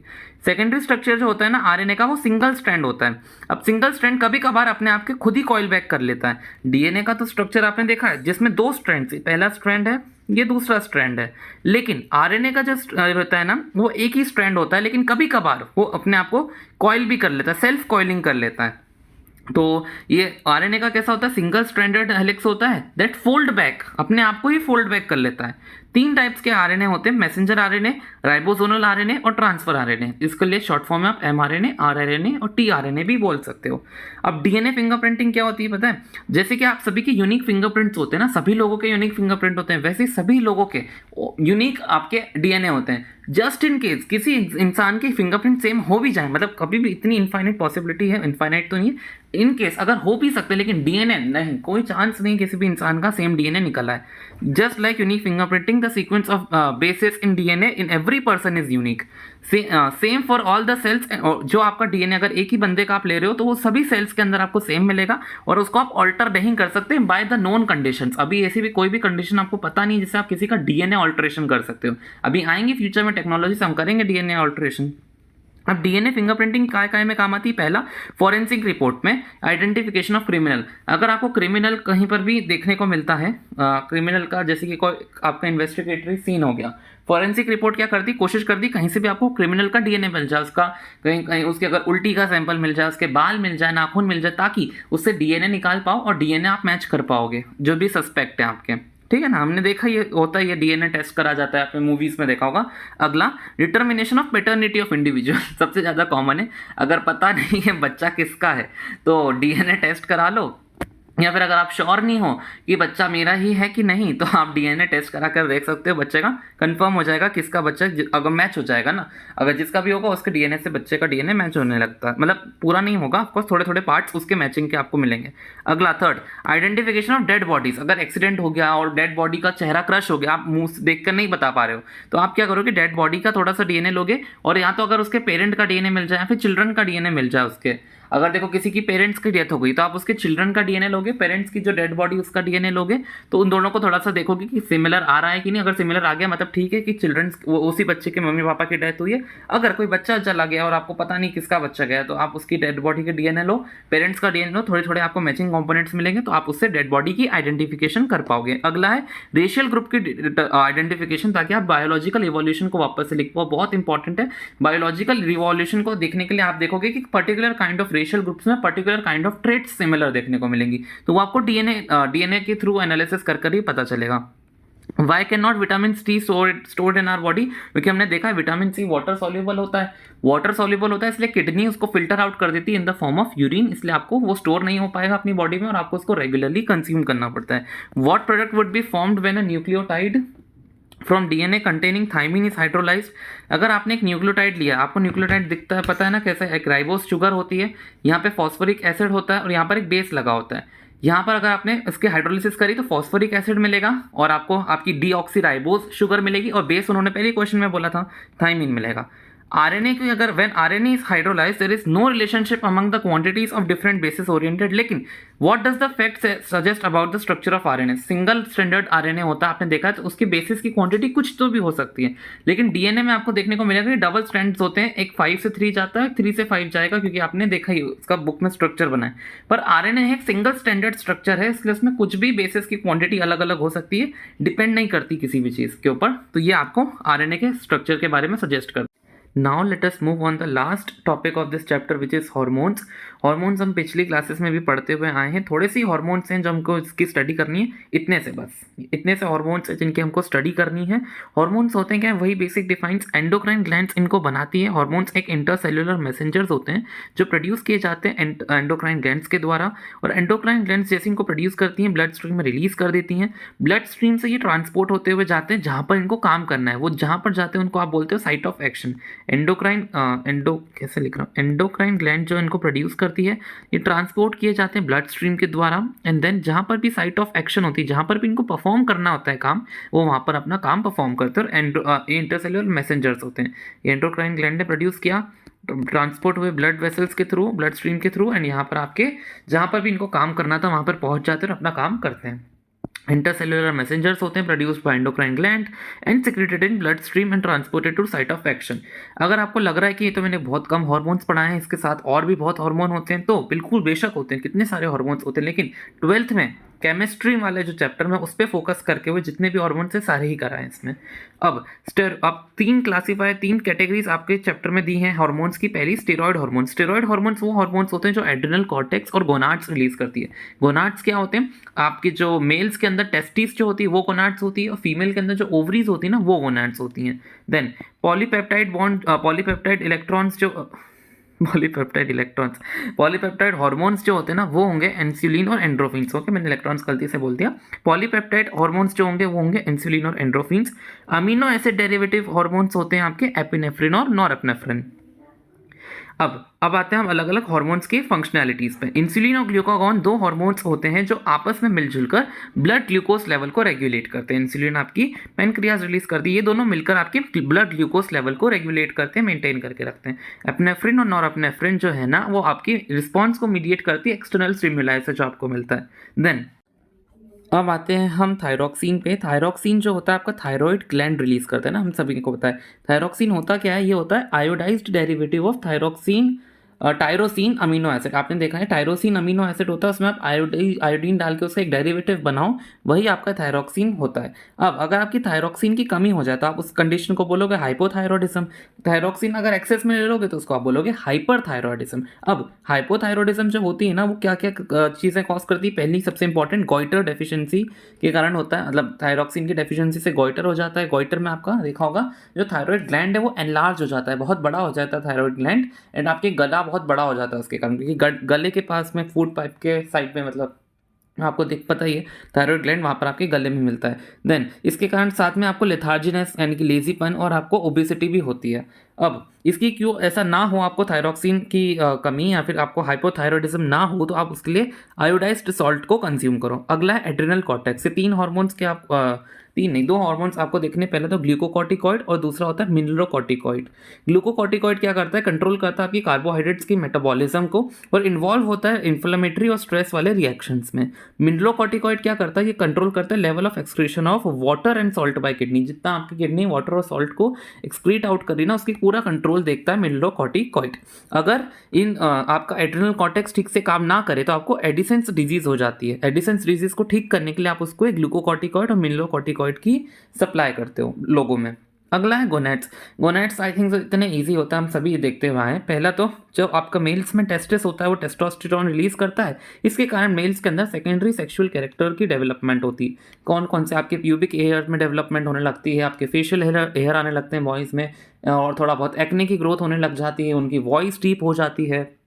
ये सारी चीज़ें आपको बॉयज़ में देखने को मिलेगा। और ईस्ट्राडायोल, और हाँ इंपॉर्टेंट, बॉयज़ का जो फिजिकल बॉडी होता है उसमें जितने भी चेंजेस, जैसे कि उनके शोल्डर्स बड़े हो जाना, चेस्ट एरिया प्रोमिनेंट हो जाना, ये सब भी टेस्टोस्टेरोन करता है। अगला है ईस्ट्राडायोल, जो होता है वो अपना फीमेल का सेकेंडरी सेक्सुअल कैरेक्टर वाला हार्मोन होता है। फीमेल में secondary sexual character almost similar होते हैं जो बॉयज़ में आते हैं, हेयर की ग्रोथ हो जाना, पर इनकी जो वॉइस होती है वो हाई पिच हो जाती है, एंड आपका मेंस्ट्रुअल साइकिल स्टार्ट हो जाता है और ब्रेस्ट के साइज में डेवलपमेंट देखने को मिलता है। सबको पता है ये वाले सेकेंडरी सेक्सुअल कैरेक्टर फीमेल्स में होंगे। प्रोजेस्टेरॉन क्या होता है? प्रोजेस्टेरॉन आपकी हेल्प करता है, यूट्रस को प्रिपेयर करता है ताकि आपका फर्टिलाइज्ड एग आकर वहाँ पे इम्प्लांट हो सके, उसके लिए प्रोजेस्टेरॉन काम आता है। यही हार्मोन्स है जो आपके चैप्टर में, अगर आपको यकीन ना हो एनसीईआरटी खोल लो, वहाँ पर आपको यही सेम चीज़ आपको देखने को मिलेगी। ये सभी हार्मोन्स मैंने आपको पढ़ा दिए। इसी के साथ ये चैप्टर खत्म होता है। प्लीज़ बताना कमेंट सेक्शन में आपको कैसा लगा। इनफैक्ट मैं बायोलॉजी का टीचर बिल्कुल नहीं हूँ, मुझे जितना केमिस्ट्री के अकॉर्डिंग आता था मेरे को उतना पढ़ाया है, मेरा PCM है, सो दैट इज़ वाई। पर मैंने पूरी कोशिश करी कि आपको ये चैप्टर अच्छी तरह से समझाऊँ और आपको समझाऊँ कि जो चीज़ मैं बता रहा हूँ उसका रियल फील कैसे आता है, क्योंकि वही मेरा आपको समझाने का उद्देश्य है। So thank you so much for watching and I hope आपको ये वीडियो से पूरा चैप्टर समझ में आया होगा। नेक्स्ट चैप्टर बहुत जल्दी आने वाला है and please like and subscribe to my channel.